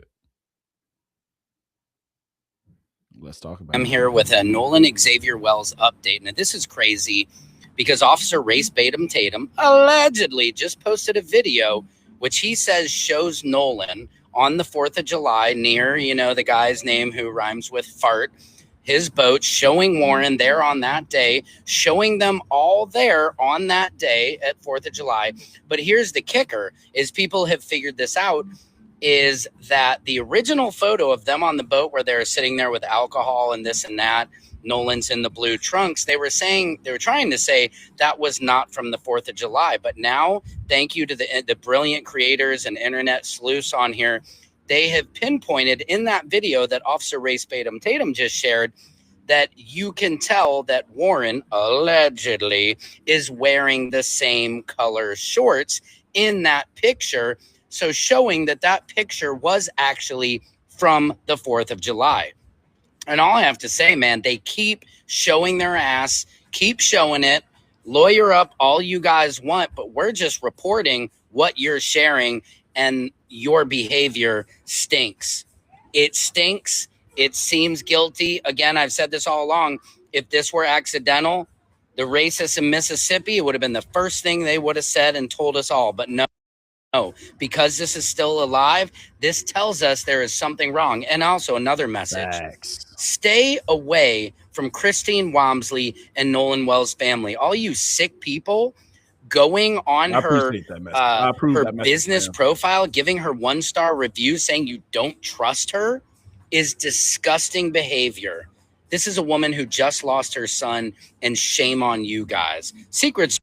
Appreciate you, Sam. Real appreciate that. But in other news, tell me, Chad, if y'all think this is goddamn suspicious or not. Tell me. I seriously want to know. I gotta know. Breaking news. TMZ reports. TMZ reports. Breaking news. Nolan Wells' friend, Bart, as shown in a picture, turned over 20 witnesses to investigators. So Bart's family paid 20 witnesses and gave them to investigators. That's what you're saying? Because why is so Bart, we know your family is the one paying TMZ right now to put this information out. It's really cut and clear. Bart, 20 witnesses? Interesting. You turn over 20 names. Okay. Because maybe Bart saying, hey, I'm finna flip on them before they flip on me. Maybe. Or they hear Bart know. Oh, somebody said, damn it, Bart. So Bart, what you do? They got you handing over these 20 names. I don't know. I'm just saying. Allegedly. Did you do something, Bart? I'm just asking for a friend. But I really think Bart ain't do nothing, though. I don't think Bart did anything. Just saying. Yeah, all right. Yeah, all right. How come Nolan Wells' friends haven't been arrested? They lied to the cops. Hey, Nolan Wells deniers. Why do you think that his friends told the cops that they didn't know the girl that he went with? Weird how in Warren's little interview, he fails to mention that he spoke with the deputies and several friends claimed they didn't know the girl he left with. Right here, 1:30 in the morning, even though they were supposedly texting with Katie, right? Didn't get their story straight yet. Right there in black and white, the boys lied. Or are we going to pretend that this isn't evidence too? Hey, Nolan Wells deniers. Why do you think that his friends told the cops that they didn't know? So, if we're looking at this, the MDMR report for missing person Nolan Wells. On Saturday, approximately 23 hours and 49 minutes. Or at approximately, let's just read what they're saying. Oh, the Fed's trying to what? But anyway, at approximately 1:38, so we'll start here. I was going to start that though, read the whole thing, but it's pointless. He said deputies that he spoke with several friends, traveled to the island on a vessel. Nolan, they left him in a company with an unknown female that he chose to remain on the island with. So that was y'all initial story. Interesting. So what Katie come from? Y'all must have paid Katie too. I don't know. But that's definitely a blatant lie. Definitely a blatant lie. But who knows? Who knows?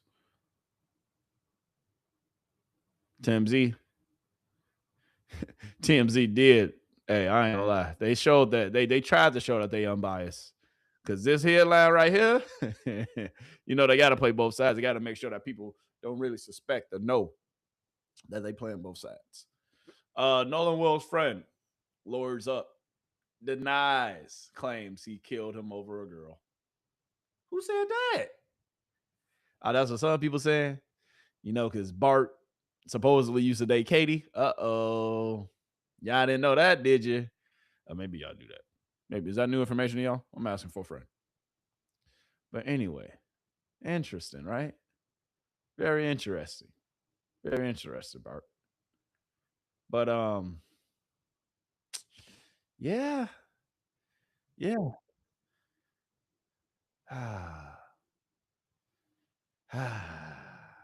Secret Service Sam, you got another update for us? Let's get to it. Sam here with a Nolan Xavier Wells update.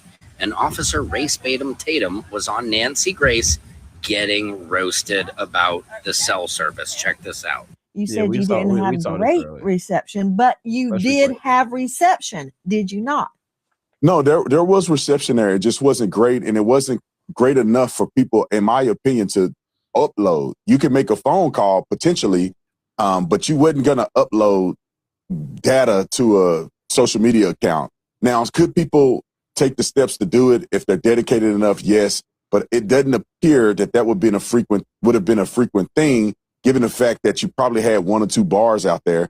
And I heard evidence of that. Not only did I see evidence of it when I went out there myself personally with my cell phone. First of all, since when is Officer Race Tatum an expert in cell reception? I've been on an airplane with 1 bar of reception and still uploaded a video to my social media platforms from 30,000 feet in the air. And then he did say, y'all heard him say too earlier that he had, you at least had 1 or 2 bars, but you can't really upload anything with 1 or 2 bars. What?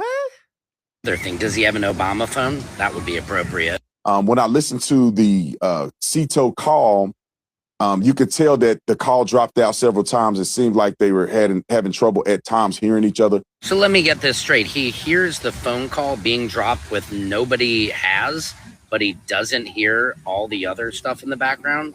That's curious.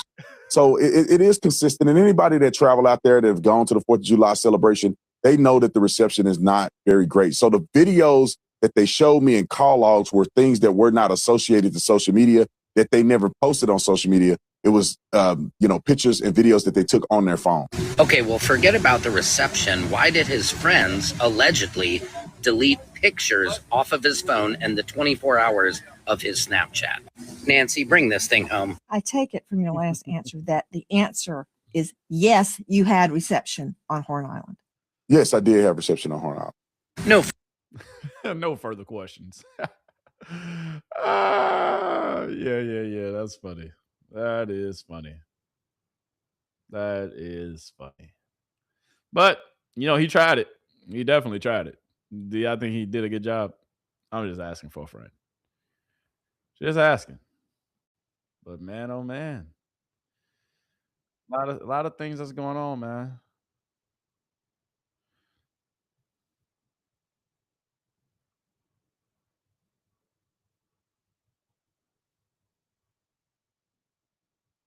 Man, this case is getting interesting. Every single day I wake up with something new. Every single day I look at this computer and I'm like, dog, what are we going to learn today? What is going on today?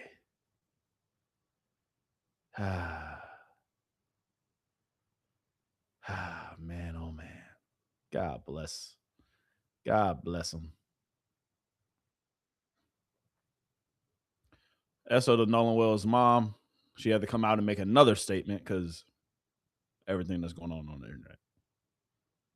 Kind of sad that she has to continue to do this. Anybody anything. The only thing we did initially, we just asked a question.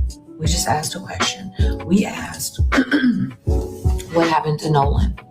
That's it. That's the question we asked, and everyone went crazy.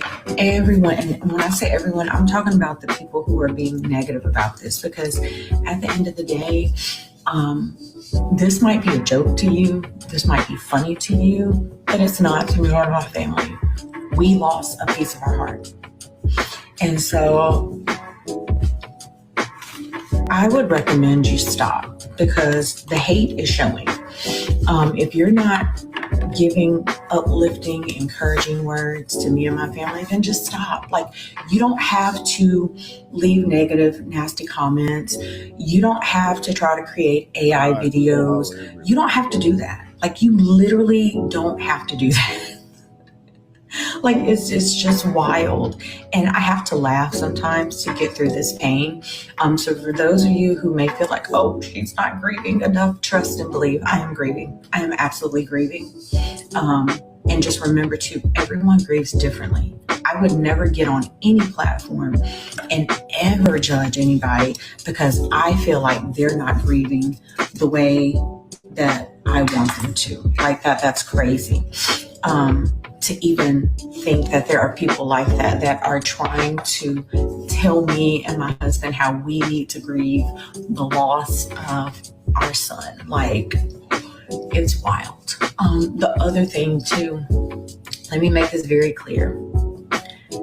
What you're seeing on my social media as far as the follower count, that was not there.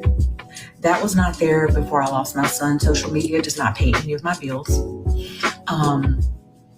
Before this tragedy happened to me and my family, like, my social media was somewhat non-existent. So for those of you who are speculating on whether or not I'm making money off social media, let me be the first to tell you I am not. And yes, I know I do not have to explain myself to anyone, but sometimes saying these things, it doesn't make me feel better. But talking about it does help me process what I'm going through. And so that's the biggest thing, is I'm trying to process my grief. I'm trying to process the situation because, again, like I stated before in my Facebook post, I don't have the luxury of falling apart. I don't. When you are trying to find out what has happened to your child, to your loved one, you don't get that grace and luxury, or at least I don't. We don't owe anybody anything. The only And I totally agree with that. I think, at the end of the day, she's doing whatever she wants. I think, the video with her, fixing her face and doing that in the morning, I mean, that might be the only way that she can actually get in front of the camera if she's really not just sitting there talking to the camera, like, and trying to get a message off. Maybe that's, easier for her. But I feel like her talking and her, responding to some people and, having the courage to say something, I mean, kudos to her. I mean, in most situations, a lot of people sometimes would have a hard time saying anything. But she said at the beginning that her son would want her to get on social media and continue to say his name and spread his name and continue to defend, of course, her family. That's what her son inspired her to do, who she no longer can say hello to, who she no longer could kiss, who she no longer could see again. That's what her son encouraged her to do. So at the end of the day, if you have a problem with her getting on social media, if you have a problem with her even showing her face on social media like the way that she is, I mean, to be quite honest with you, you got to look yourself in the mirror. Because her doing this, if I'm being honest, like, yeah, I mean, I wouldn't, but then again, I wouldn't know. That's how she feel like her son and what she feel like her son want her to do. So who are we to judge her? We're not supposed to. Let her live her best life. Let her continue to grieve in the way that she knows how to. All right? So you really can't say much, man. You can't say much to her. That's so to you, Mama Wells. We praying for you. We hope things eventually get better, and they will. And the storm always eventually ends, but sometimes we just got to learn how to dance in the rain. And Mama Wells, you dance in the rain right now, so SO to you. But one thing that we got to get straight: stop victim blaming Nolan Wells. They're trying to victim blame Nolan Wells for allegedly being drunk. There's a few things I want to say about this. If Nolan Wells was heavily intoxicated, that to me is even more reason why, as his friend, you should not have left him on a fucking island 10 miles away from the mainland. If my friend is drunk and not thinking clearly and they're saying, no, I want to stay on this island, too fucking bad, get in the goddamn boat. Which brings me to the second thing I want to talk about. If Nolan was drunk, his friends probably were too. Should they have been operating a boat? Anyone gonna check into that? Because apparently they had a call for a tow. What was going on there? And number three, probably the most important piece of information, if he were drinking and he was smashed super drunk, he does not deserve to die. This right here is so fucking shitty. That's facts, though. Because that's the thing that people not understand. Even if he was drinking, even if he did snort cocaine or whatever the hell y'all alleging, dog, I'm sure he wasn't the only one. And then on top of that, he lost his life. So just because he was snorting cocaine, potentially, allegedly, or just because he was drinking and heavily drunk, allegedly, right? That gives him the right to lose his life? No. So we got to stop the all extraness, man. We got to. Attorney Crump and the Ben Crump law firm. Jesus Christ. I get to it in a second. I will get to it in a second.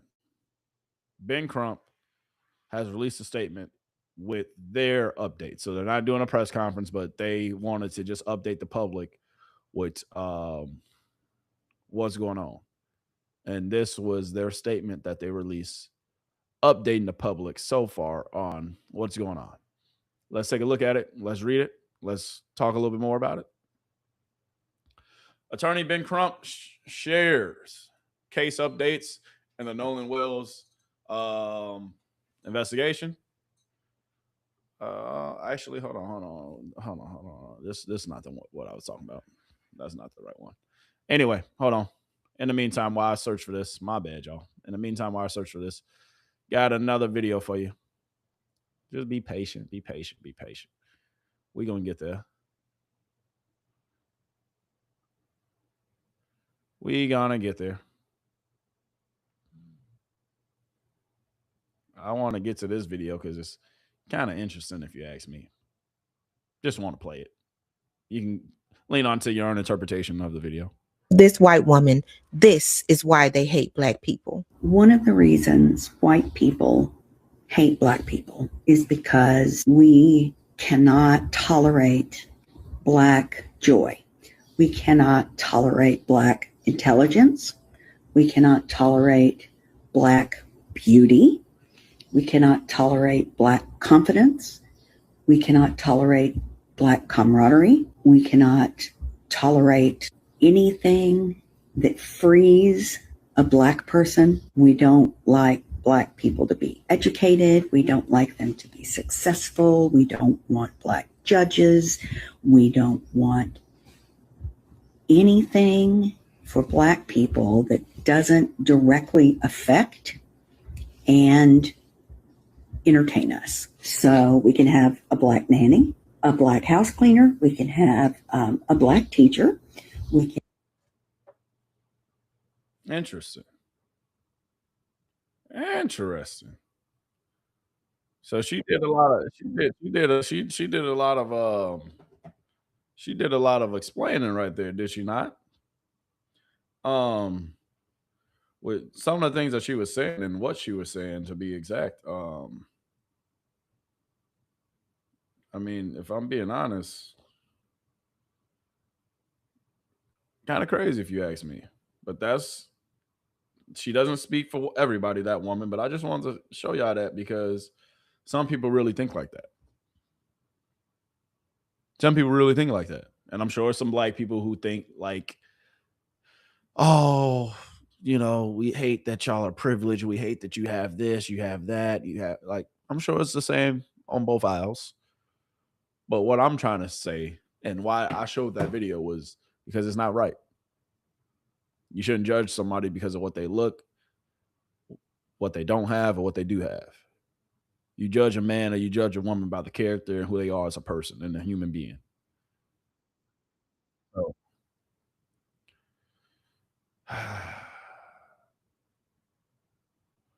so we shall see. We shall see.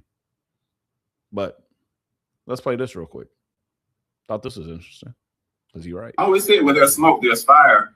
And so something is really amiss. And I'm hoping that the country is bracing itself for what may potentially be revealed from either autopsy specifically, but autopsy being is authorized as an independent autopsy. There is something strange in the milk. And I just hope we can prepare ourselves. We thought we had moved past immature days in Mississippi, but I'm very afraid that it's going to be worse than we ever imagined. You know, I got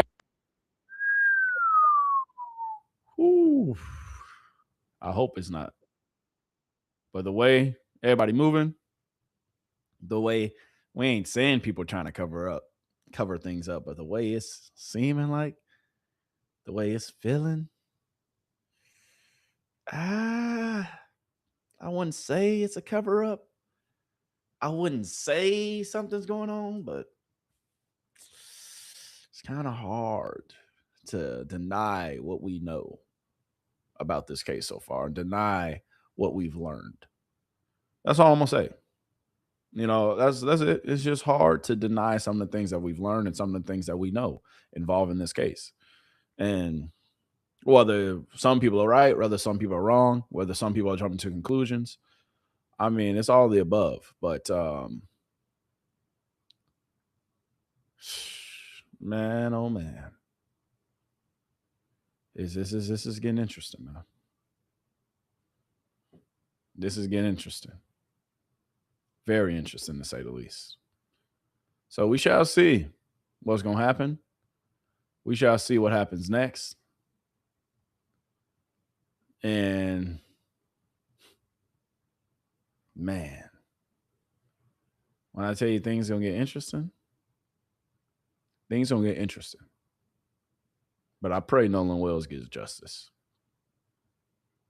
That's the thing that we all care about, and that's the thing that we all want. Justice for Nolan Wells. Nothing else really matters. Who cares what this person says, that person says? We need justice for Nolan Wells. So, with that being said, we're going to watch this last video, Law and Crime. They've just released some information. Hold on. Give me 2 seconds.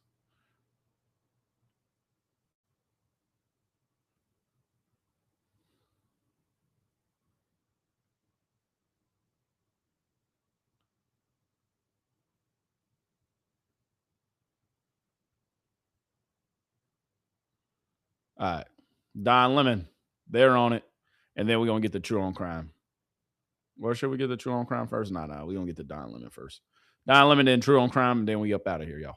2 more videos. Let's talk about it. Let's learn about it. And let's see what's really going on. Senators, and none of them had any information about this case. Cindy Hyde-Smith, she's the senator from Mississippi, just told me she's the only one that had any information about this case. A lot of senators said, oh, I don't really know. I don't know enough to comment. Or if they did comment, they said, oh, you know, it's sad that a young man lost his life. But that's all I really know. Cindy Hyde-Smith is the senator from Mississippi. So she just said, listen, I'm going to let the state investigators handle this and do their job. And I don't want to comment on an active investigation. But I was shocked. I mean, again, I know that senators represent their state and that it's not a federal issue. So I know the FBI is involved, but that doesn't mean that senators have to know about it. But I was shocked at just the dearth of knowledge on Capitol Hill. So I wanted to start there.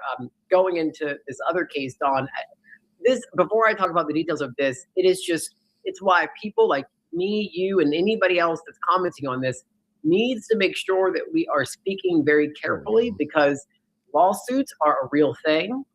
People can lawyer up and people can sue you based on what you say. Libel, defamation, they are very real. And so just a word of caution for all of our fellow, journalists and commentators and broadcasters who are commenting on this and other issues. But this case, and so we've been saying though, Daniel, in our newsletter every single day, we say at some point you have to let the truth speak. Yes. To define the narrative and not the falsities that have been going around, and there have been many of them.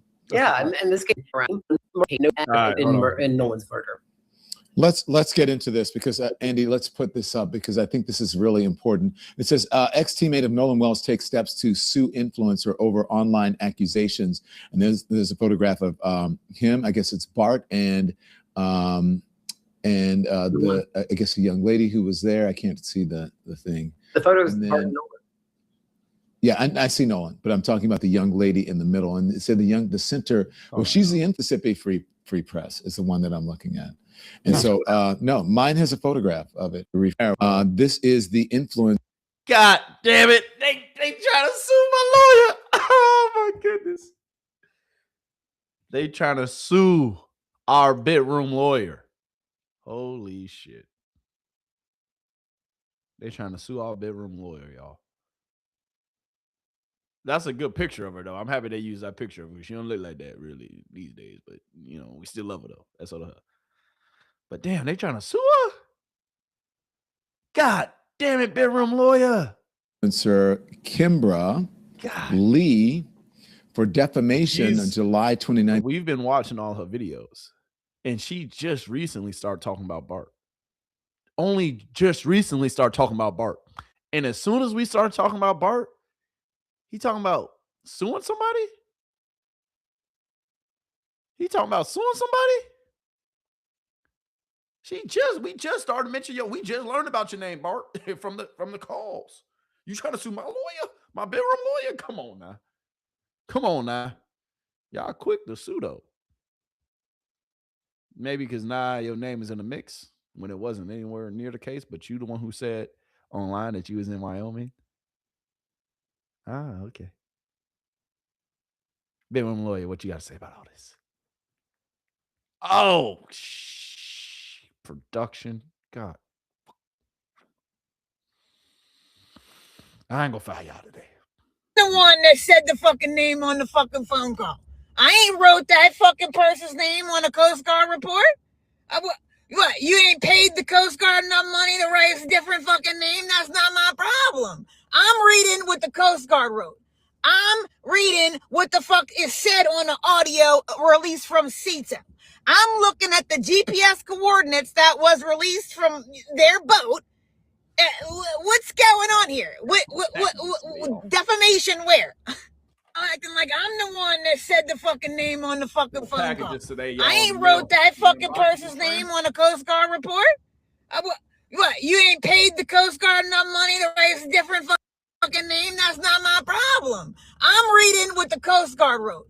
I'm reading what the fuck is said on the audio released from CETA. I'm looking at the GPS coordinates that was released from their boat. What's going on here? What defamation where? Defamation where, she said. Hey, y'all ain't gonna play with my bedroom lawyer. Stop playing with her. In 2026 over social media posts that he says imply he may have played a role in Nolan Wells' death. Wells is on the right, was found dead on Horn Island, Mississippi 2 days after traveling there with his friends on July 4th weekend. And so they're saying that former teammate of his, if you look down at Ocean Springs High School football team, is set to pursue defamation claims after alleging that a flurry of unfounded accusations on social media led to a death threat.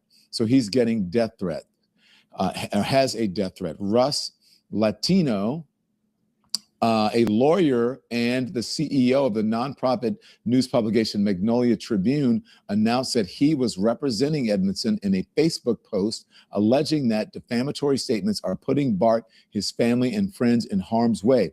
Latino sent out the first of what he says will be multiple cease and desist demands today, demanding an apology and correction from influencer Kimbra Lee, who has more than 200,000 followers across Facebook and Instagram. So this is only the beginning. Now, some of the reports that we wanted you that are, alleging things that we don't know to be true, and you may see some of the reports like this. Andy, do you have the one? I think it was a YouTube person or something, and we showed it. We had it played in the editorial meeting. Can you play it, please? Reporting live from Ibis Club, Fight Plus News, I'm John Abba. The case of Nolan Wells looks to be one of the most interesting cases in recent years. A black teen in Mississippi goes missing after being left on an island by his friends, who happen to be a mainly all-white group, and is found washed ashore 2 days later. At the start of this case, local authorities to some spoke too soon by suggesting that no foul play appeared to be suspected, and then later reassured Wells' family and those interested in the case that it will be handled like any other case. Now, from our point of view, that could be the error, because Nolan Wells' mysterious death is not like any other case. Okay. On Tuesday, so these are the stories, and I'm sure you guys have seen them on social media, on YouTube. Now, look, no shade to this creator or influencer. I'm not saying that they're doing anything wrong.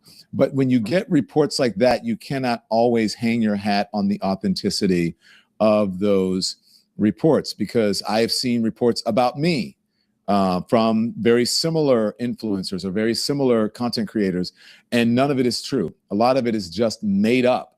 So you have to be really careful about what you're listening to. You can listen to whatever you want, but check different sources, Daniel, because they could end up like this Kimberly.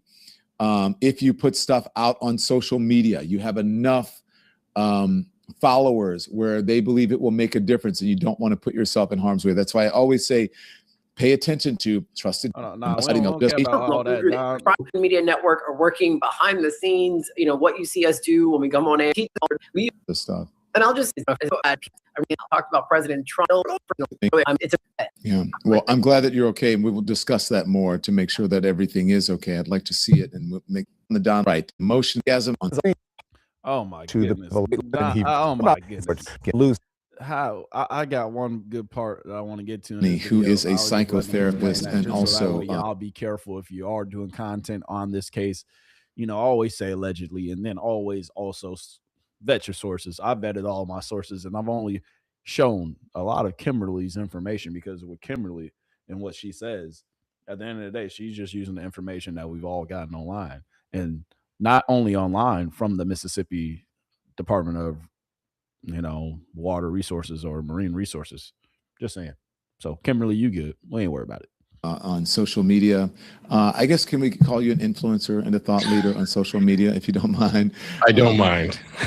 Thank you, sir. I appreciate you. For only that, but yeah, and the psychology around people who are making up shit on social media.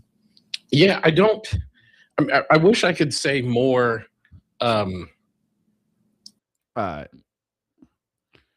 about the psychology on, what people are making up on social media.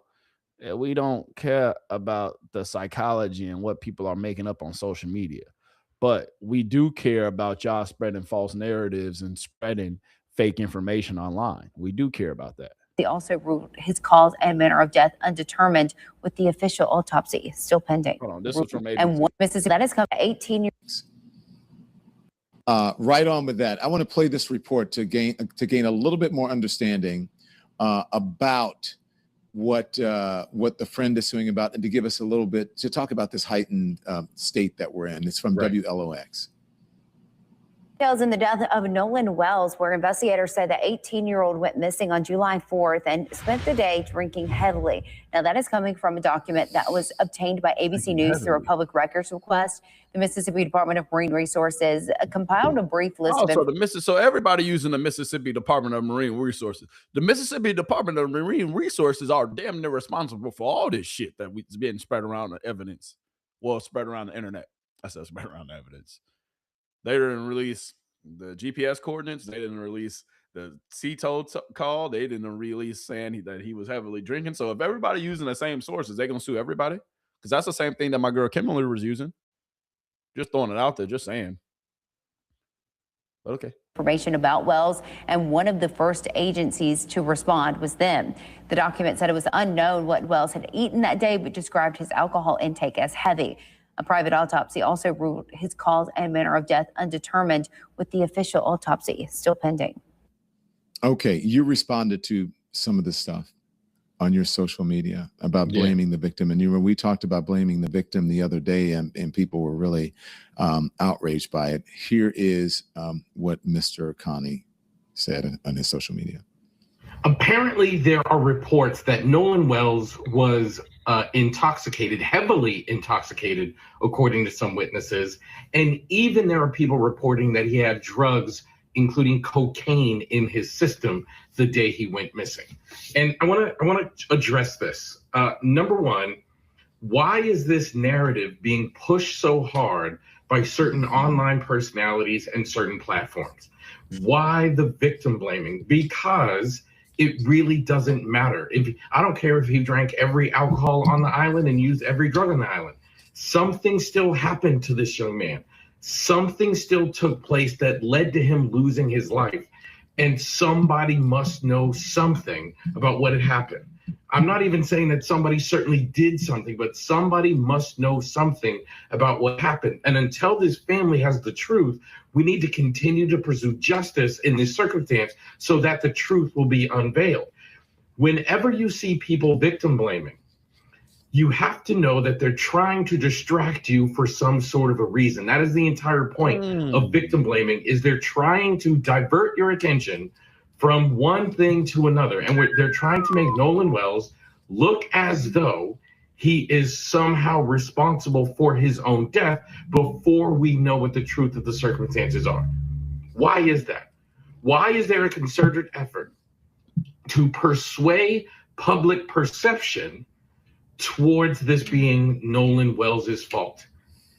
That is an interesting thing, and the kind of thing we need to be thinking about as we're going through this process. This family and this circumstance and this situation deserves to know the truth and what happened to this young man. Do not allow yourself to be distracted by irrelevant details. Maybe he was drunk. No, not sure, but somebody knows something. And think about this. If he was drunk at the age of 18, then someone knows how he got that alcohol, because he certainly didn't go to the store and buy it. If he did use cocaine, then somebody sold him that illegal drug, and that person is culpable.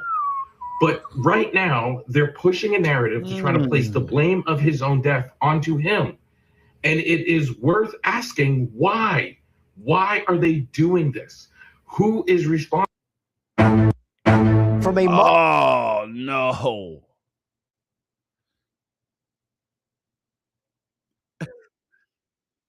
Jesus. All right. I don't know why.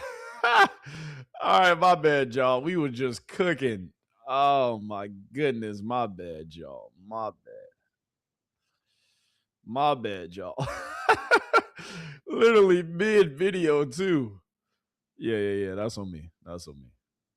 All right. If he did use cocaine, then somebody sold him that illegal drug, and that person is culpable. Facts. But right now, they're pushing a narrative to try to place the blame of his own death onto him. And it is worth asking why. They did this with Tamir Rice. They did this with George Floyd.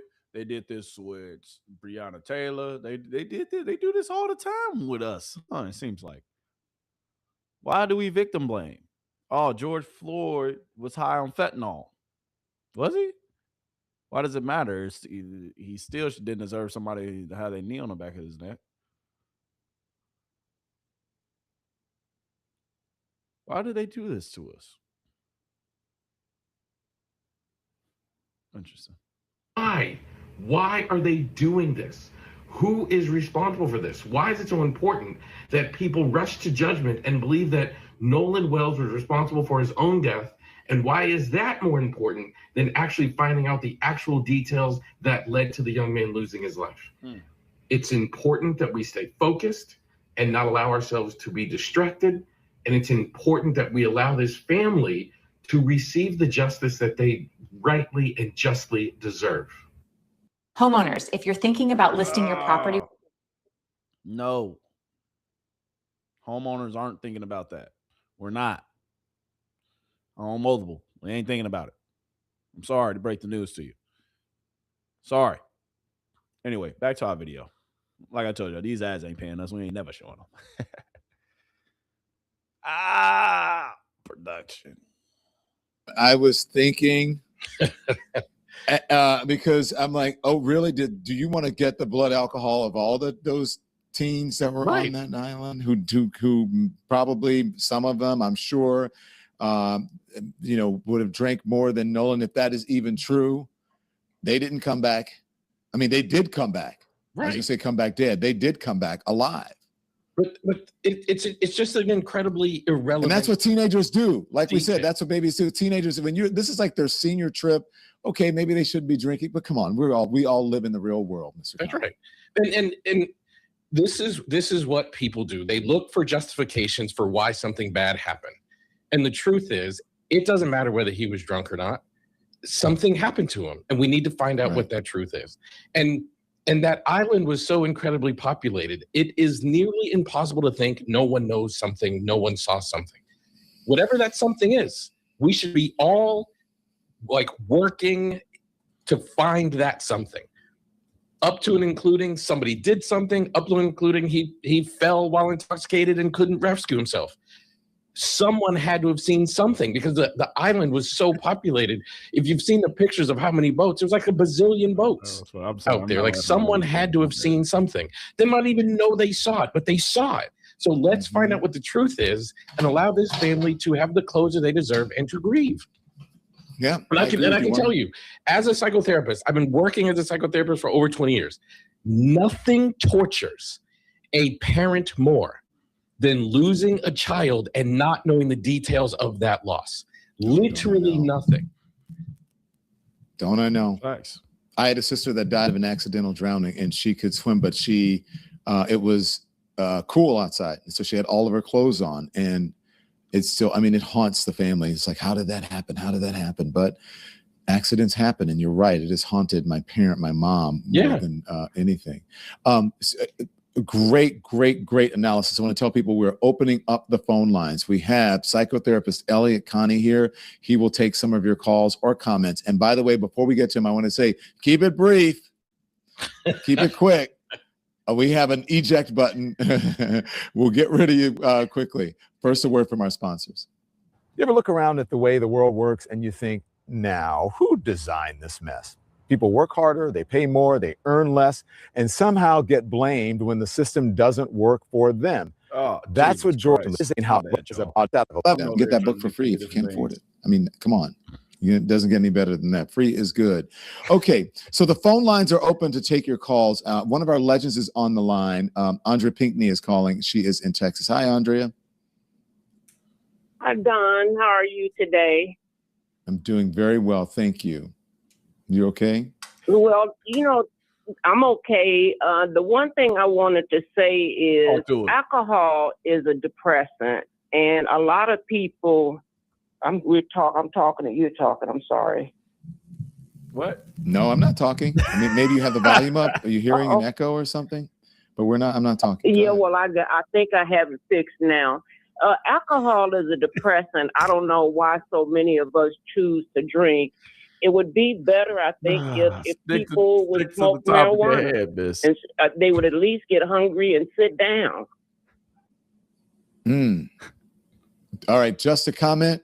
Well, psychotherapists, you know that alcohol is a depressant. I always say it's amazing to me that alcohol is the one thing that is legal now, when it's in many ways it has more of a detrimental effect on your health and your sobriety than other forms of, how do you say this? You may want to entertain. I definitely think that people need to understand the impact of alcohol. Alcohol is a depressant.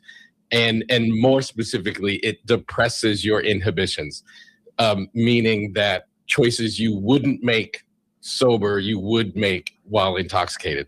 I would hold back on the thought that you might as well just smoke marijuana, because that also comes with its own level of risk, set of issues. Yeah, its own set of issues. Its own. We're not advocating anything on this program, but go for it. No, but I do think it is wise to understand the chemicals you put in your body have consequences, and alcohol is a depressant, and it reduces your ability to make wise decisions. Okay, so let's see. We have several people on the line. Oh, I think this is really important. Virginia Pursley, Mr. Connie says she's from Concord, California.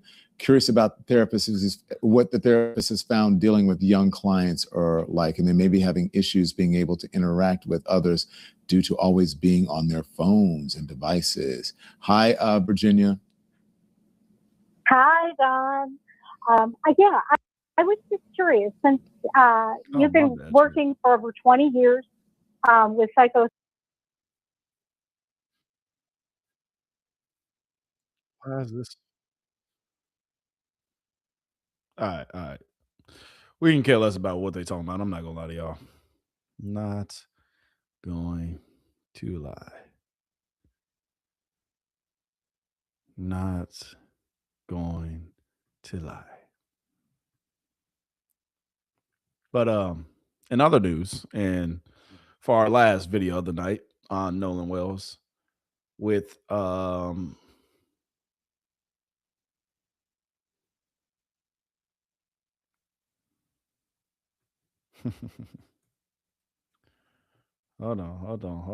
on. For our last video of the night, true crime, they came and us with a Nolan Wells update. Well, Long Crime Network, I should say. Man. Let's get to it. Last video of the night. My bad for dragging.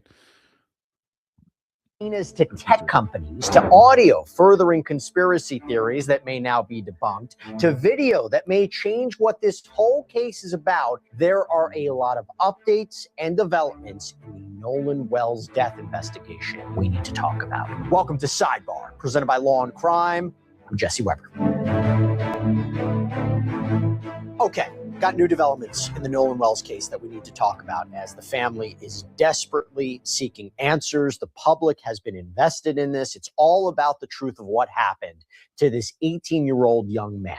There are developments about subpoenas, audio, video, official documentation, possibly drinking. And we're going to get into it all with a former detective. I wanted an investigator on this to make sense of this, what's happening behind the scenes, how we should put it into our overall context. It's important conversation. Now, even before we get started, I want to let everybody know, we've been following this case, right? So if you want more details, if you want more of the documentation, if you want everything we have so far, you can go to our Long Crime Plus app, because we have a case file section and we have everything on the Nolan Wells story. So check it out there if you want to look at the documents yourself, see the information for yourself. It's just a great way to become even more educated on this case.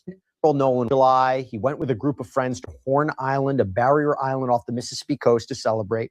At some point, he disappeared. He was reported missing that night, and you had this massive search that was launched.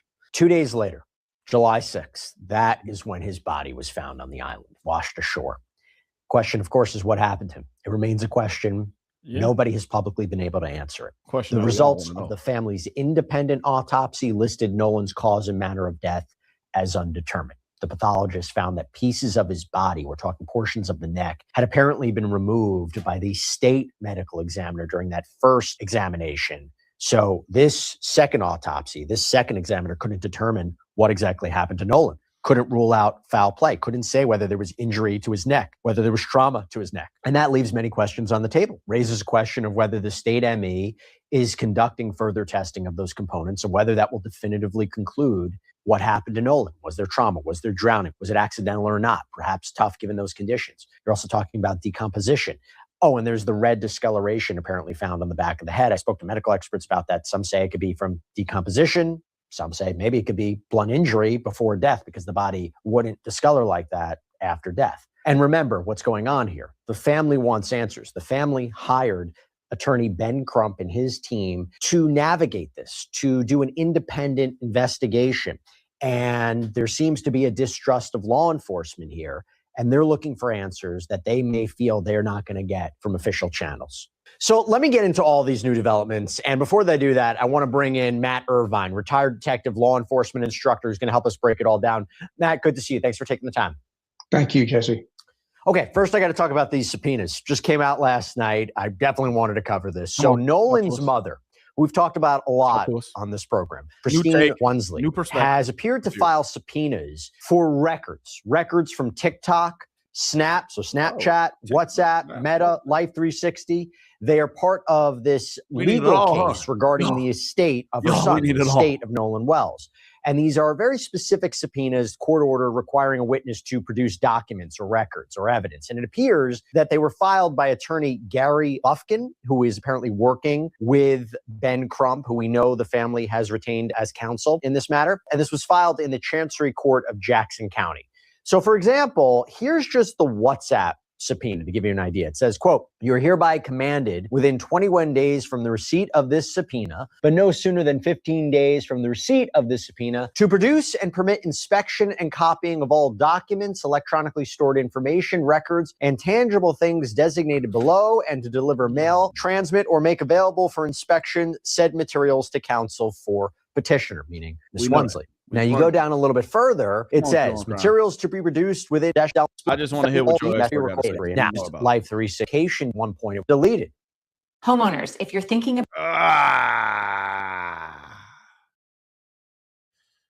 homeowners, if you're thinking about listing your property, feds be listening, boy. Y'all ain't slick, boy. Y'all ain't slick, man. Y'all ain't slick. But anyway, let's get back to the video. My bad, y'all.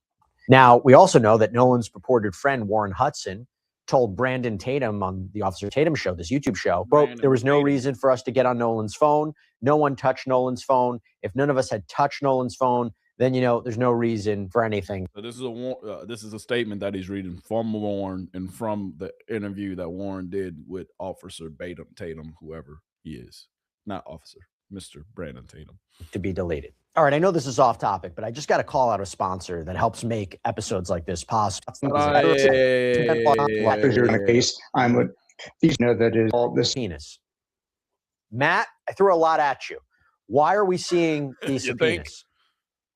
Well, I think there's a couple of things going on here. First of all, this language in these subpoenas is pretty standard for any subpoena that is demanding the production of records from any electronic service provider. These are the kinds of things you would look for in putting together a case. I'm expecting that the Jackson County Sheriff's Department is commanding the production of the same kind of information, either through subpoena or search warrant.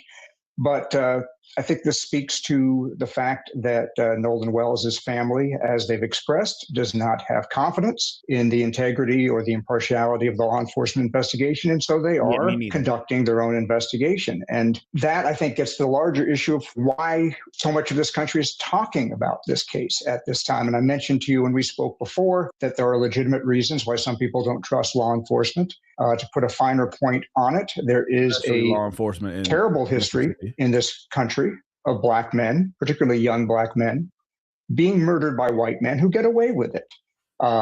And unfortunately, at least you fucking let's drop a bomb for this guy for stating the goddamn obvious and being honest and being willing to talk about it as a not a health professional, but as a legal professional. Let's drop another goddamn bomb for somebody not being afraid of what anybody else has to say, but just stating what is true. Let's drop one more bomb for just him just stating the facts as they should be stated, and let's run this back. Terrible history enforcement. And I mentioned the larger issue of why so much of this country is talking about this case at this time. And I mentioned to you when we spoke before that there are legitimate reasons why some people don't trust law enforcement. To put a finer point on it, there is a terrible history in this country of Black men, particularly young Black men, being murdered by white men who get away with it. Thank you. And unfortunately, in a lot of those cases, the role of law enforcement has ranged from indifference to complicity. Specifically in Mississippi, Emmett Till's body was discovered submerged in water after being murdered by white men who got away with it, roughly 4 or 5 hours drive from where Nolan was found. The 3 civil rights workers who were murdered by white men who were Klansmen and also police officers were found less than 200 miles from where Nolan Wells was found. So I am not casting any aspersions on the Jackson County Sheriff's Office, and I certainly don't claim to know how Nolan Wells died. But it does not surprise me that a Black family in Mississippi, given this history, would have questions when their son dies mysteriously and would not accept at face value what was being represented to them by authorities. So I think these subpoenas and this independent investigation speak to that. No, you raise a good point. You raise a good point about their concerns, their reservations, their need for answers, their need for transparency. The one thing I'll say is, you hire Ben Crump, we've talked about this before, puts a lot of pressure, puts a spotlight on this case, puts pressure on law enforcement to conduct a thorough investigation and give answers to the public. Not saying they wouldn't have done that regardless, but the family had concerns that it seemed law enforcement was automatically saying there was no foul play, nothing to see here. I do have a question, though. You raised an important point. You said, and I don't want to put words in your mouth and correct me if I'm wrong, that it's likely you would assume that law enforcement has tried to obtain the same records. If they didn't, if it comes out they didn't try to get the same records from these social media companies and Nolan's family is, does that signify to you a deficit in the investigation? It would. I mean, they should be at this point seeking information from every possible source. That would include human sources, and I've heard reported that they've spoken to something like 60 plus people, but they should definitely be seeking every form of evidence from electronic media, whether it be— And what would they be doing for it? I mean, what would they use it for? What would they be trying to find out? How you're an investigator, you get all this information, what do you do with it? Well, there's a few things, right? I mean, they should be looking at the phones of anybody on the island that has, come forward in the investigation to say that they have had any interaction or even any sightings of Nolan Wells on July 4th. And combing through all of that electronic data, looking at communications, looking at images from the devices of anybody that interacted with Nolan Wells on Horn Island that day, not just his friend group. They also should be looking at these electronic service providers to see if there were any images, any communication from Nolan that day that for some reason isn't on his phone. They should be looking, you can tell for example— that? I mean, this information would tell you if something was deleted?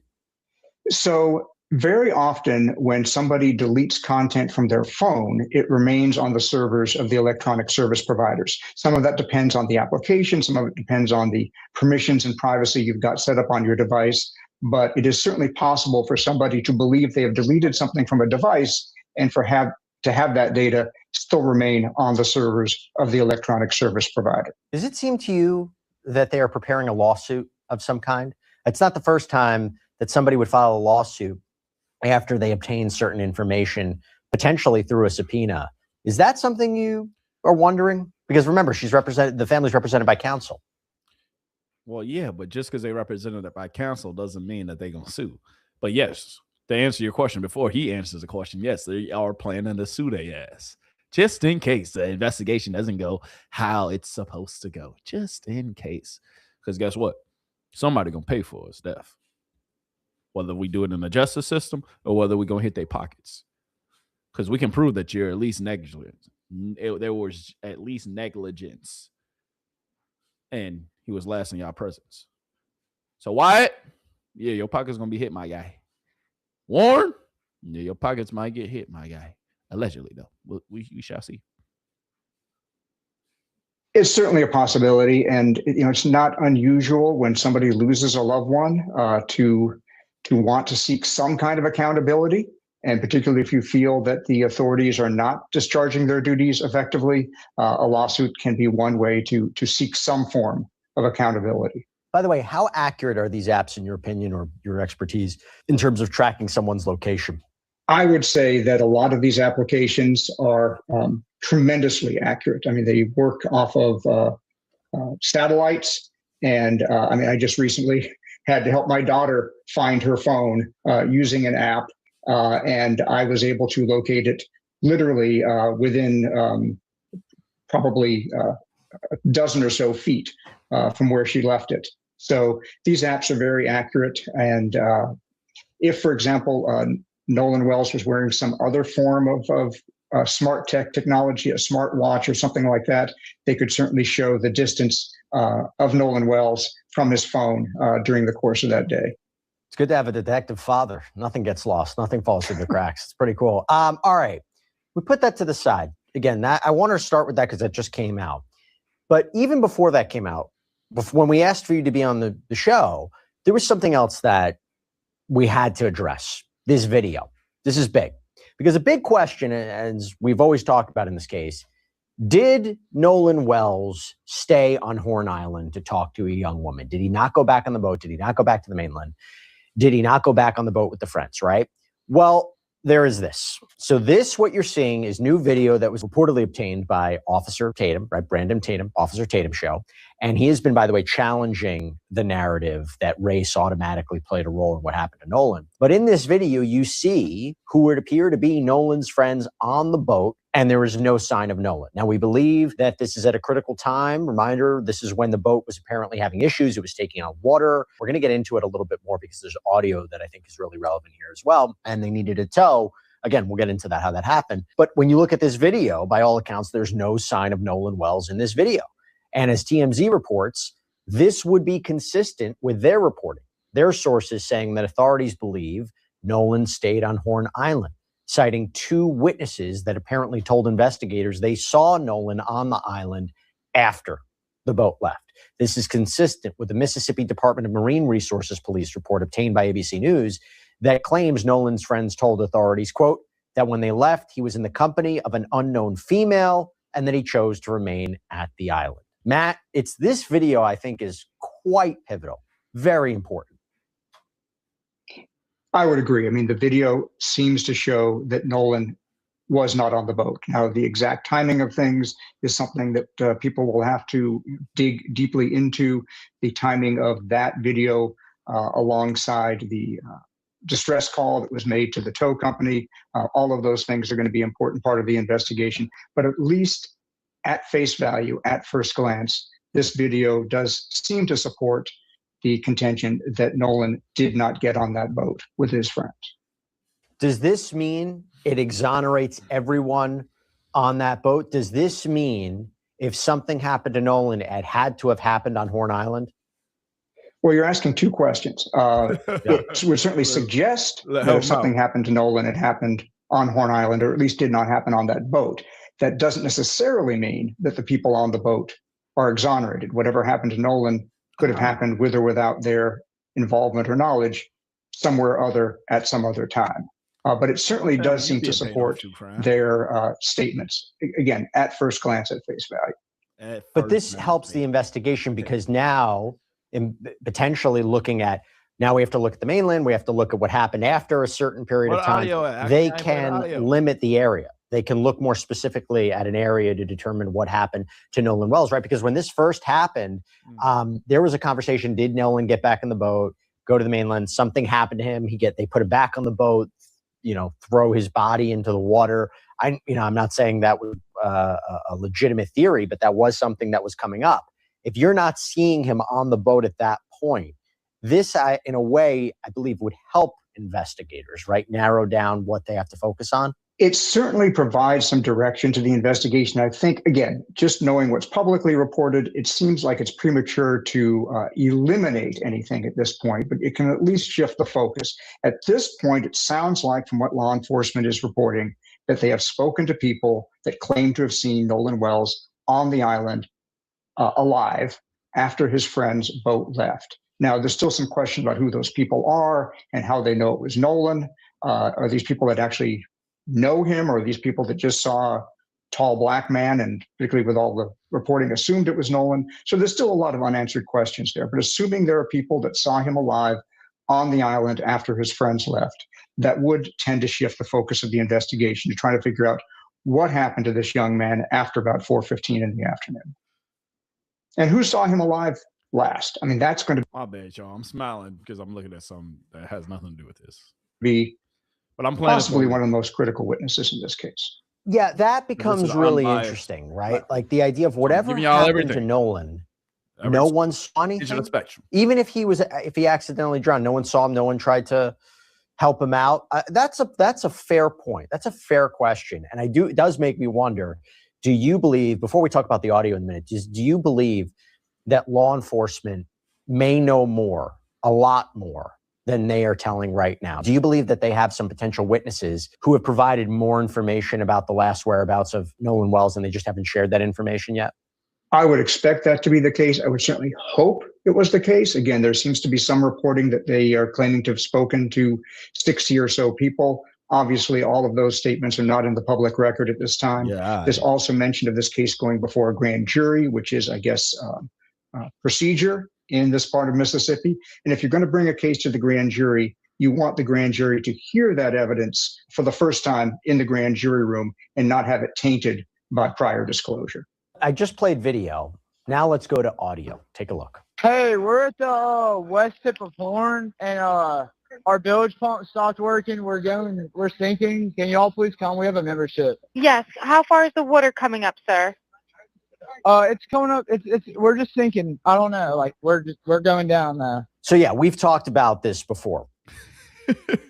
What happened to the first part of the call, my guy? Even with the background noise, you should have just played it. It's still part of the full audio. Why you just give us that little snippet right there? I see you might be getting paid, boy. I knew so. It was something about that look I didn't like in your face, my guy. Right. This audio that was released by the Mississippi Department of Marine Resources. This is giving us a glimpse into what happened that day. It's giving us a glimpse into this chaotic event on the water on July 4th, because this is one of the first pieces of audio that we're hearing from that day that captures the frantic moments that this boat that was connected to this group began taking on water. It was due to a reported failing bilge pump. And this is a boat that we believe that at some point Nolan was on. But you compare that with the video that we just talked about, it doesn't appear that he was on it at that time. So they call for a tow. And interestingly, the way that we understand it based on the reporting, it's actually been reported that another boat actually ended up helping them out. Another boat that was anchored there wasn't a private towing company. And according to reporting, Nolan's friends said they left Horn Island at 4:30. Someone told them apparently they saw Nolan on Horn Island at 6 p.m. There were accounts, by the way, from friends that the last time they saw him was 3 p.m. But this is what we need to talk about, this audio development. So there is a theory that has come out when this video came in, this audio came out. There is a new version of the audio that was enhanced by TMZ. When you listen to it, there are theories, there are people out there who believe you can hear in the background someone saying, "Is he dead? Nolan, wake up. Say that part. Check his chest." I spoke with a forensic audio expert, Robert Freed, on my News Nation show, Jesse Weber Live. Compared both versions. So compared the version that was obtained from the WFAB website and one from TMZ. And he said the newly enhanced audio from TMZ was longer than the other one. He created transcriptions of both videos. And here's what he found. In those transcripts, from your analysis, does anyone say, "Is he dead? Check his chest. Nolan, wake up"? Anything like that? No. It's very... I was going to say, I knew his answer before he was about to say it, but it's all good. It's all good. It's all good. Let's get very distorted. Even if you hear it from the original to even the audio enhancement, it's still very difficult for some of the software that we use to even pick up those types of words. And there was nothing like that close to it in the transcriptions that we saw. Now, Okay, he so what did did you say hear? that he would want the audio. How come you didn't ask him what did he hear then? Oh, okay.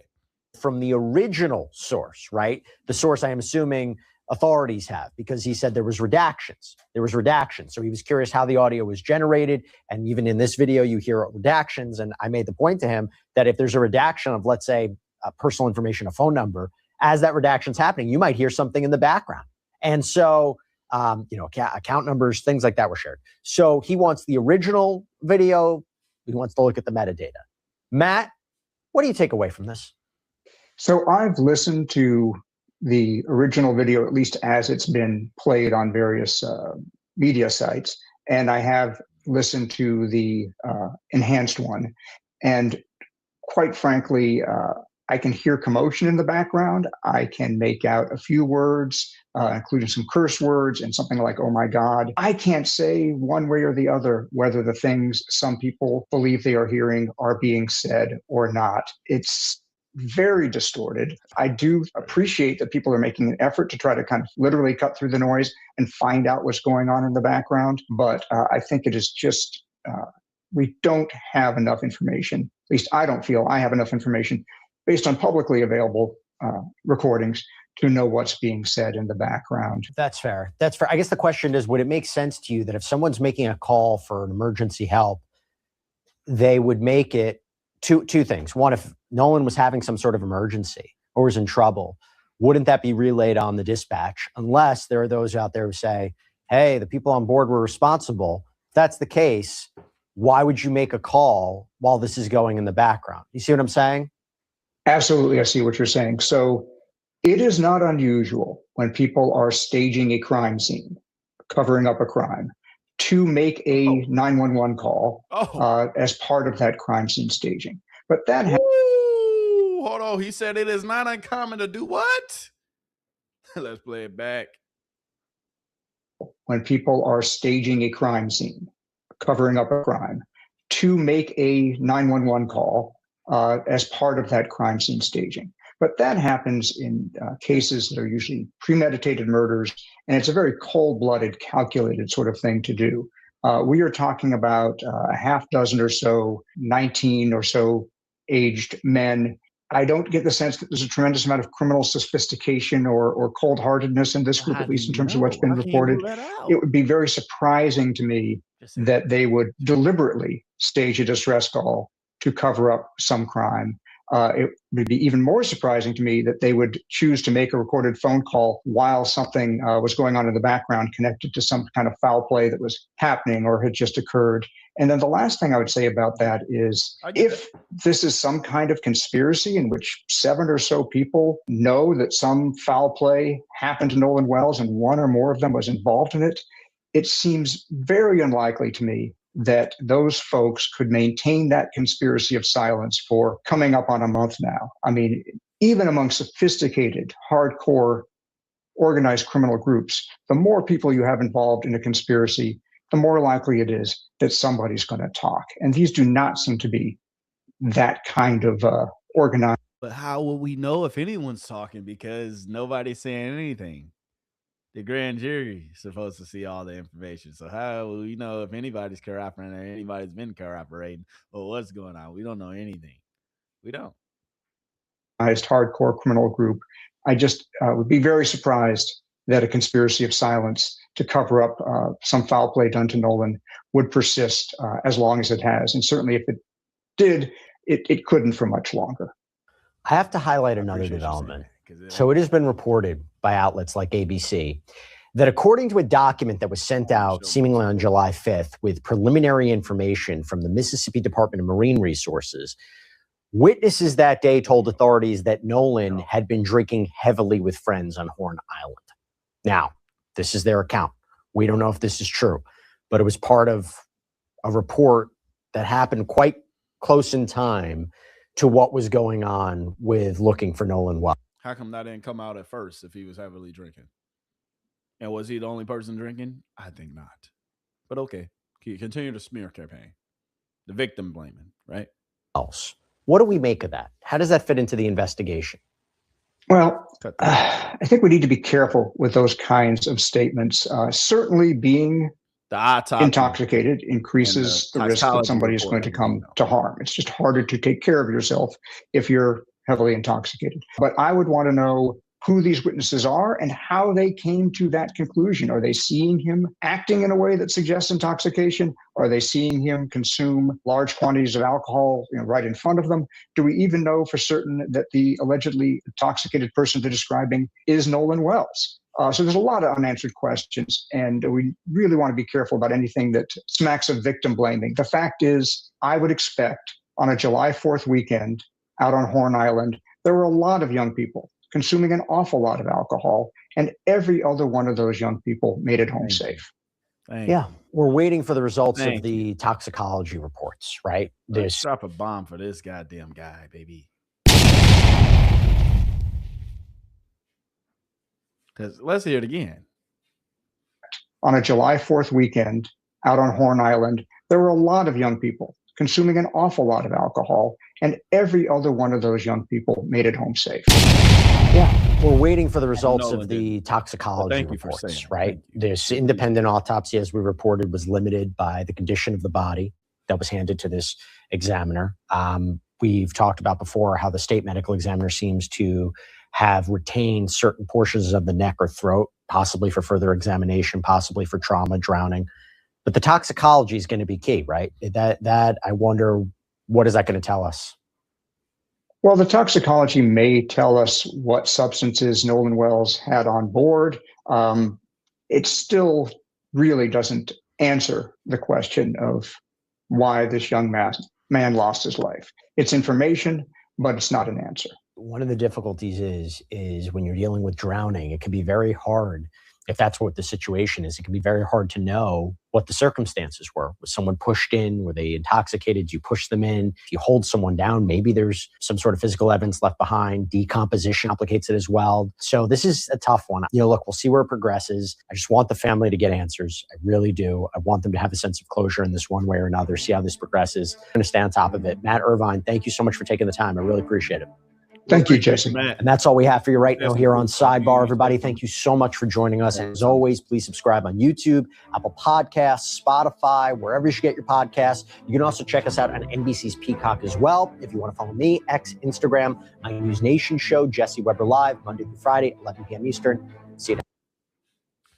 Well, there you have it, folks. Two sides of the aisle. And then one guy he brought on there to kind of, say exactly what he thought he wanted him to say and then say this, say that. But he didn't agree too much with what he was saying, but he was staying on the line, saying things that we all know, putting factual information out there that is true about America and our society. Now, we know all these companies, especially TMZ and everybody, saying Nolan Wells had alcohol in his system. He was drinking heavily. We get that. All them little boys on that island were drinking heavily. I think if I'm celebrating 4th of July with my homies, and yeah, we underage, but we got a boat, we living our best lives this weekend, what? I might have me a drink or two, regardless of my age. Come on now. They teenage boys. Right?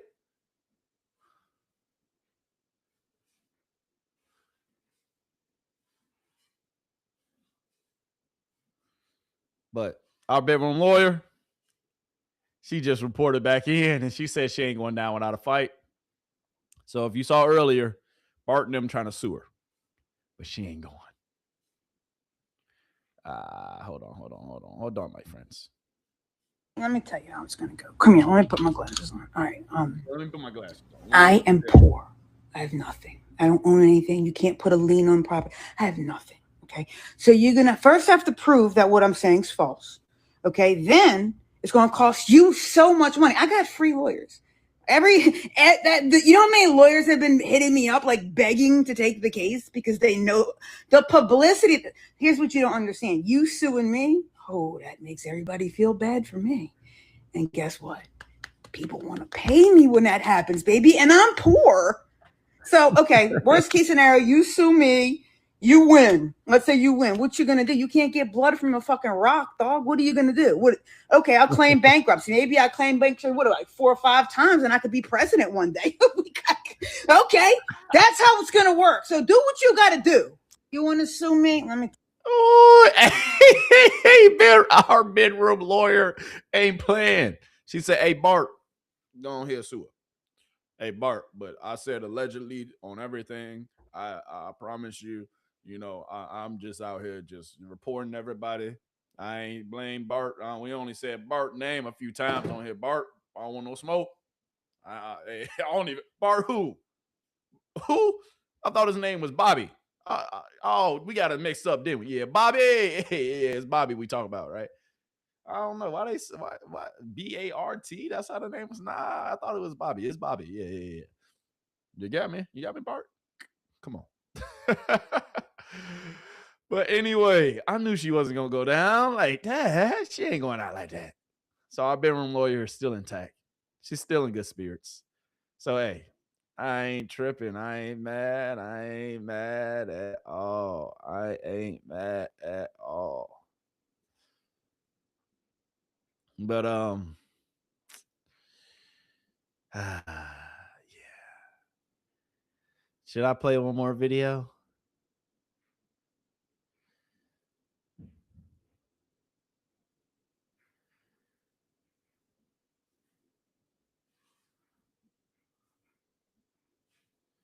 All right, real quick, because we know, Bobby people trying to, pay off some people. So in the meantime, while they're paying off people, let's get to another take from one of our good friends. Trying to paint a narrative for the opposition. TMZ, the people could rely on you guys for your investigative reporting. Now TMZ has turned into those old school tabloids, just reporting anything anybody says without doing your own research. Thumbs down for you guys. TMZ is owned by Fox. Crap journalism is a feature, not a bug. Bread and circus. Just wanted to show y'all that it's not only us, but TMZ's own readers don't even like TMZ. But let's go on to the email. Here you'll see here an email exchange between the Mississippi Department of Marine Resources and the U.S. Coast Guard received by ABC News describing Nolan's alcohol intake as heavy.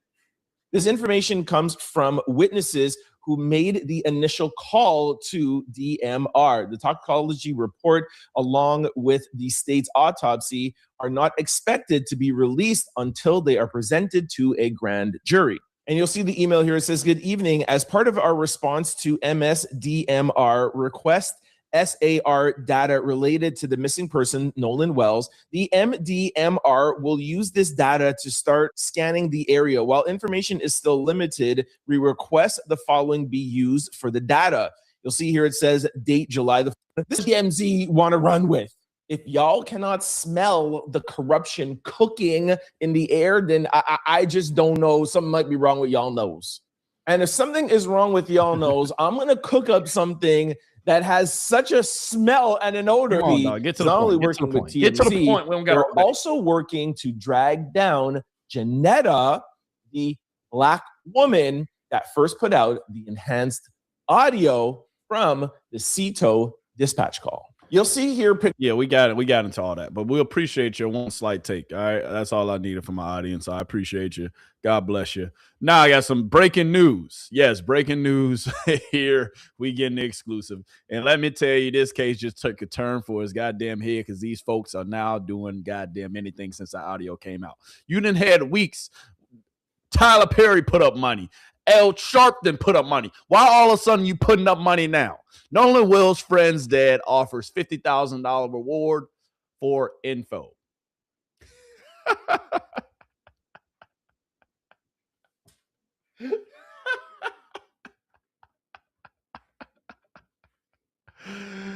They think we boo-boo the fool.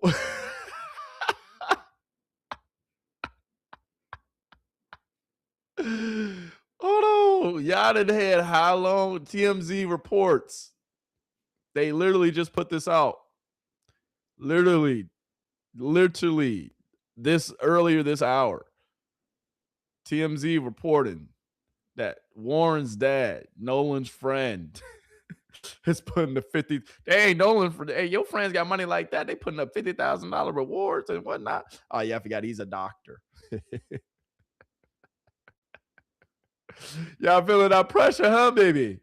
Now you want to say, well, how can it be us? We wanted the truth. We even gave reward money to get to the truth. Boy, y'all cooking up something behind the scenes, baby. Ooh, ooh, ooh, ooh. And why would you be putting up money if y'all, think nothing really happened to him or suspected nothing? Yeah.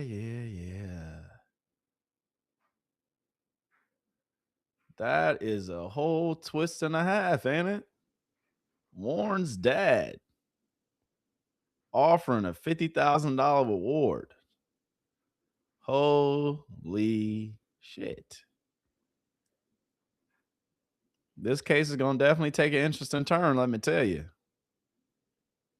But how come you didn't offer that same reward when Al Sharpton said he was putting up money, Terrell Owens said he was putting up money, Tyler Perry said he was putting up money? All these people, well, it was kind of like everybody. You put up some money. You put up some money. How come you didn't put up no money then? How come you just now putting up money after the audio has been released and there's more and more evidence coming out against your son? Now you want to offer some reward money. You're trying to turn the narrative on his head. So that way this can be news. Y'all think y'all slick, bruh. We'll appreciate it though. We'll appreciate it. But dog.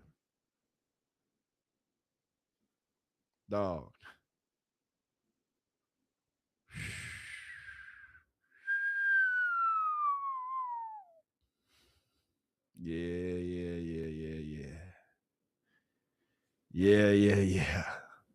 I'm waiting for somebody else to report on this because I find this highly, highly interesting, my friends. Because now all of a sudden, y'all want to put up a war money out the blue, unsolicited. This is interesting, bruh.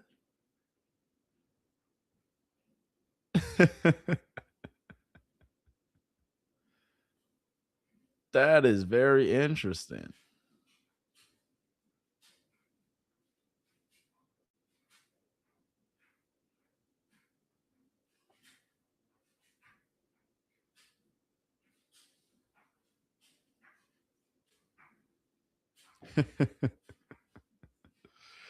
The fact that they trying to take the attention off of the audio, take the attention and off of everything else that we've learned about this case. The fact that they trying to aggressively do that says a lot. But dog.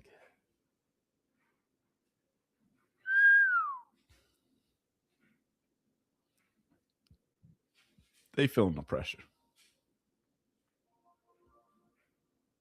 But Ben Crump already didn't put up their money. How come you didn't put it up there?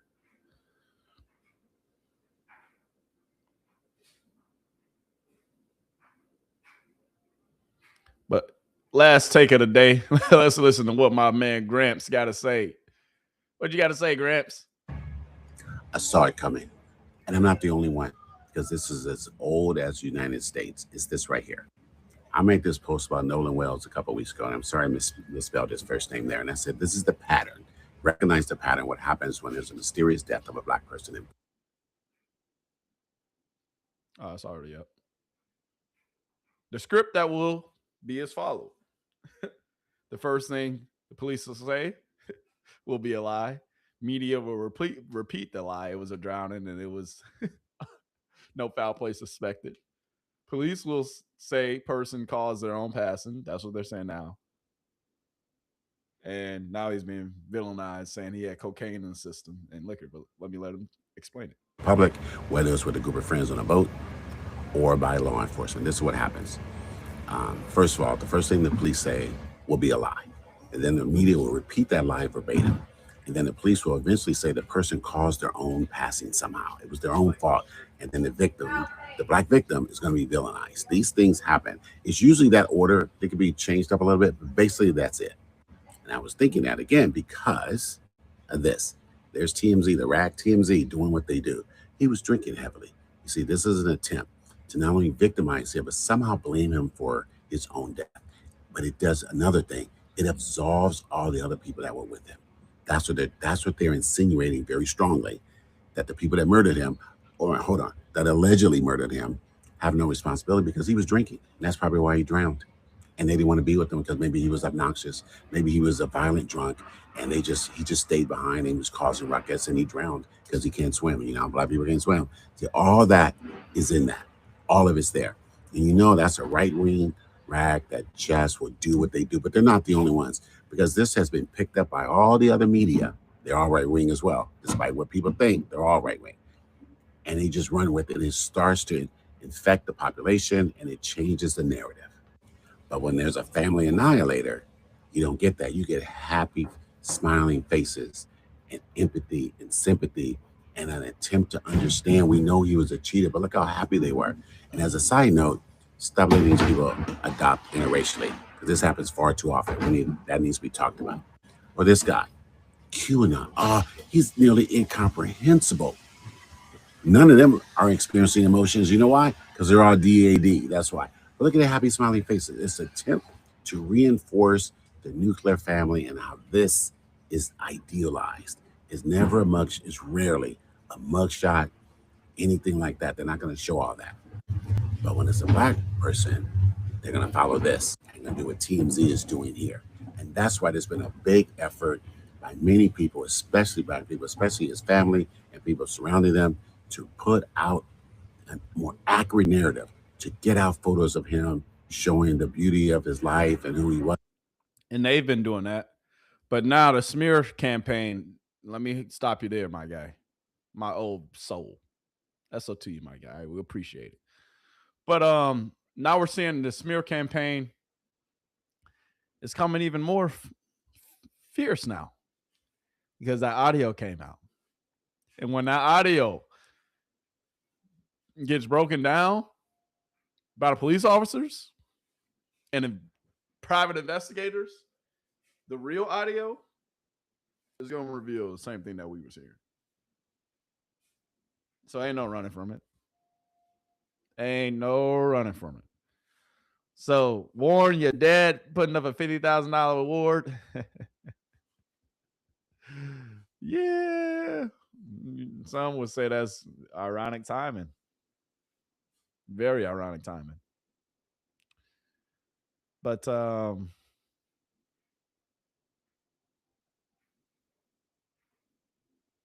yeah. We gonna see, dog. We gonna see how all this shakes up. But the one thing that I hope stops is a victim blaming.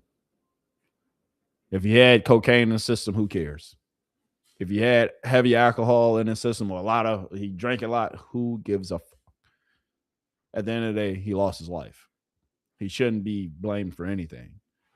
It shouldn't even matter that he had alcohol in the system. Now, with that being said, folks, I think we got to the bottom of a lot of different things, a lot of different narratives. I think we heard enough today on this Nolan Wells case. But like I said, we will continue to cover it. We're going to continue to talk about it until hopefully justice is eventually brought forward. But Warren, your pops ain't slick, and y'all not slick. Interesting, though, how all of a sudden that $50,000 reward come out when everybody was putting up their award money earlier, a little minute ago, a long time ago. Now all of a sudden, y'all offering award money? After the audio that came up, after the pokes in y'all stories, the things in y'all stories are being poked through and prodded. After everybody coming along and smelling the lies from a mile away. Yeah. Y'all ain't slick, bro. But we shall see. I'm not on either side of the aisle. But I wasn't born yesterday.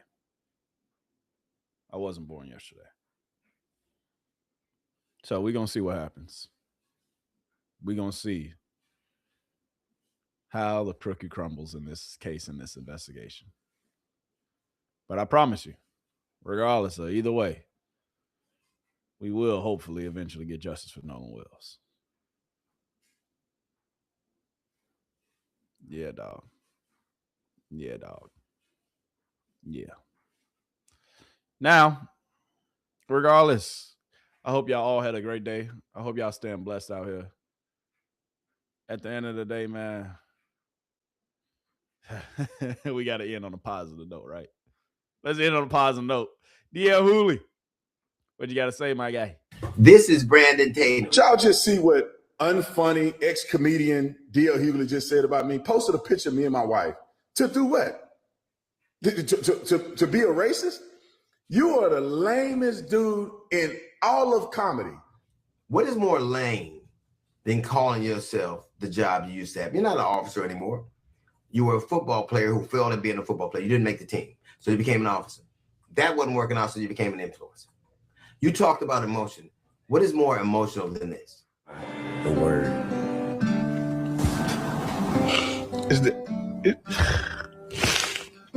You cried for a white dude who the people didn't even think you worthy to speak at his funeral. You said you wouldn't cry for your son, but you cried for him. He talking about Christian Kirk. He cried over Christian Kirk. That's not emotion. That's not. You talked of the way Benjamin Crump talks. Just want to blame white folks. And so I go out there because I know that lame Al Sharpton and Mr. I can't read Benjamin Crump is just race hustling, y'all. You talked about how those boys are innocent. You had proof. Now, I don't know whether they're innocent or not. I don't know what happened there. But I know one conversation with a failed football player and a social media influencer is not the predicate. You don't have any toxicology report. You don't have an autopsy report. You talked about black people acting a fool. Black people are right to be suspicious of a state that took 31 years and 3 trials to prosecute and find guilty the murder of Medgar Evers. Black people are right to be suspicious of a state that in 2005 found 215 black people that were dead and buried in a pauper's grave and nobody knew they were there. Black people are right to be suspicious of a state that just killed a 1-year-old boy and nobody's being brought to account about. Black people are right to be suspicious of a state that has been poisoning black people with the water since the 1960s. Black people didn't look for this fight. They want justice. All they want is accountability. And if it's those boys, it should be that. Nobody has a predetermined notion. I don't know what happened. But if you're saying that that Al Sharpton and that Benjamin Crump are on one side, you're certainly on the other. You talk to them for 2 days and now all of a sudden you know if they're guilty. You know if they're innocent. You know that. Your name is, your moniker is Officer Tatum, not Detective Tatum. You didn't make your way to detective. You're an influencer who says what white people want you to say. And don't you find it interesting that they chose to speak to you, and they chose to speak to you for the same reason that you're a conservative, for the same reason Turning Point did, because you're safe. They know you're a black man who'll do what he's told. You're an unremarkable black man who they know they can count on to be obedient. They pick you for the same reason they pick dogs. What is very interesting to me is this is Nancy Grace. I left to believe that he goes out swimming all on his own and the friend girl leaves, the mates from school leave, everybody just leaves him out in the water and he dies.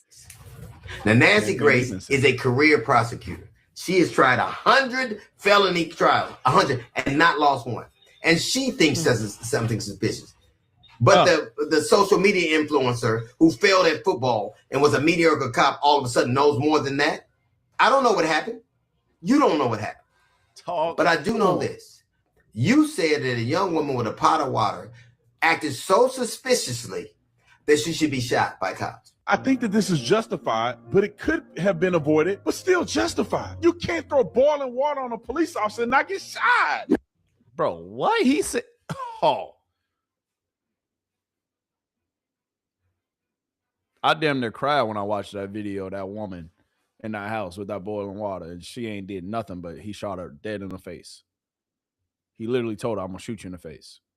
And you said that she deserved it? Yeah, fuck you, Officer Tatum. Or former Officer Tatum. Brandon Tatum. Whatever the hell your name is. You. Excuse my French, y'all, but wow. I didn't even know you said that. Let's continue. But you don't think people that were on a boat with somebody in proximity to somebody and that person comes that day acting so suspicious they should be questioned? That's who you are. Debate you for what? What you are is what the people before you, you're Diamond and Silk, you're Candace Owens, you're Stacey Dash, you're that. And your career will age like avocados because that's what they do. There'll be somebody else that replaces you. I've been around for 40 years doing what I do, and you still know my name. You know how I got to know yours? Somebody sent me a coon alert. They said, and you fit the bill. I don't know who you are, but I know what you are. I know what you do because I've seen people like you in my entire life. You can assail my career, but my career is longer than your life. You mentioned my name, and I have no idea who you are. But I do know this, that one day, when all of this is done, and it'll be after the next election cycle, when people are wondering who you are, when you go the way of the Larry Elders, or the Sheriff Clarks, or the Candace Owens, or the Diamond and Silks, or the Stacey Dashes, or the Armstrong, like all of them, when you're there with them and you're wondering what happened, it's because you sold your soul for nothing. Let me just say this, and I know people gonna clip this and get that, and I don't care. I really feel this way. I'm getting sick of black people, right? And we're gonna end it right there. Fucking can't make this shit up. Nolan Wells, we will get justice for you. Until then, I'll see y'all later. SO to DL Who.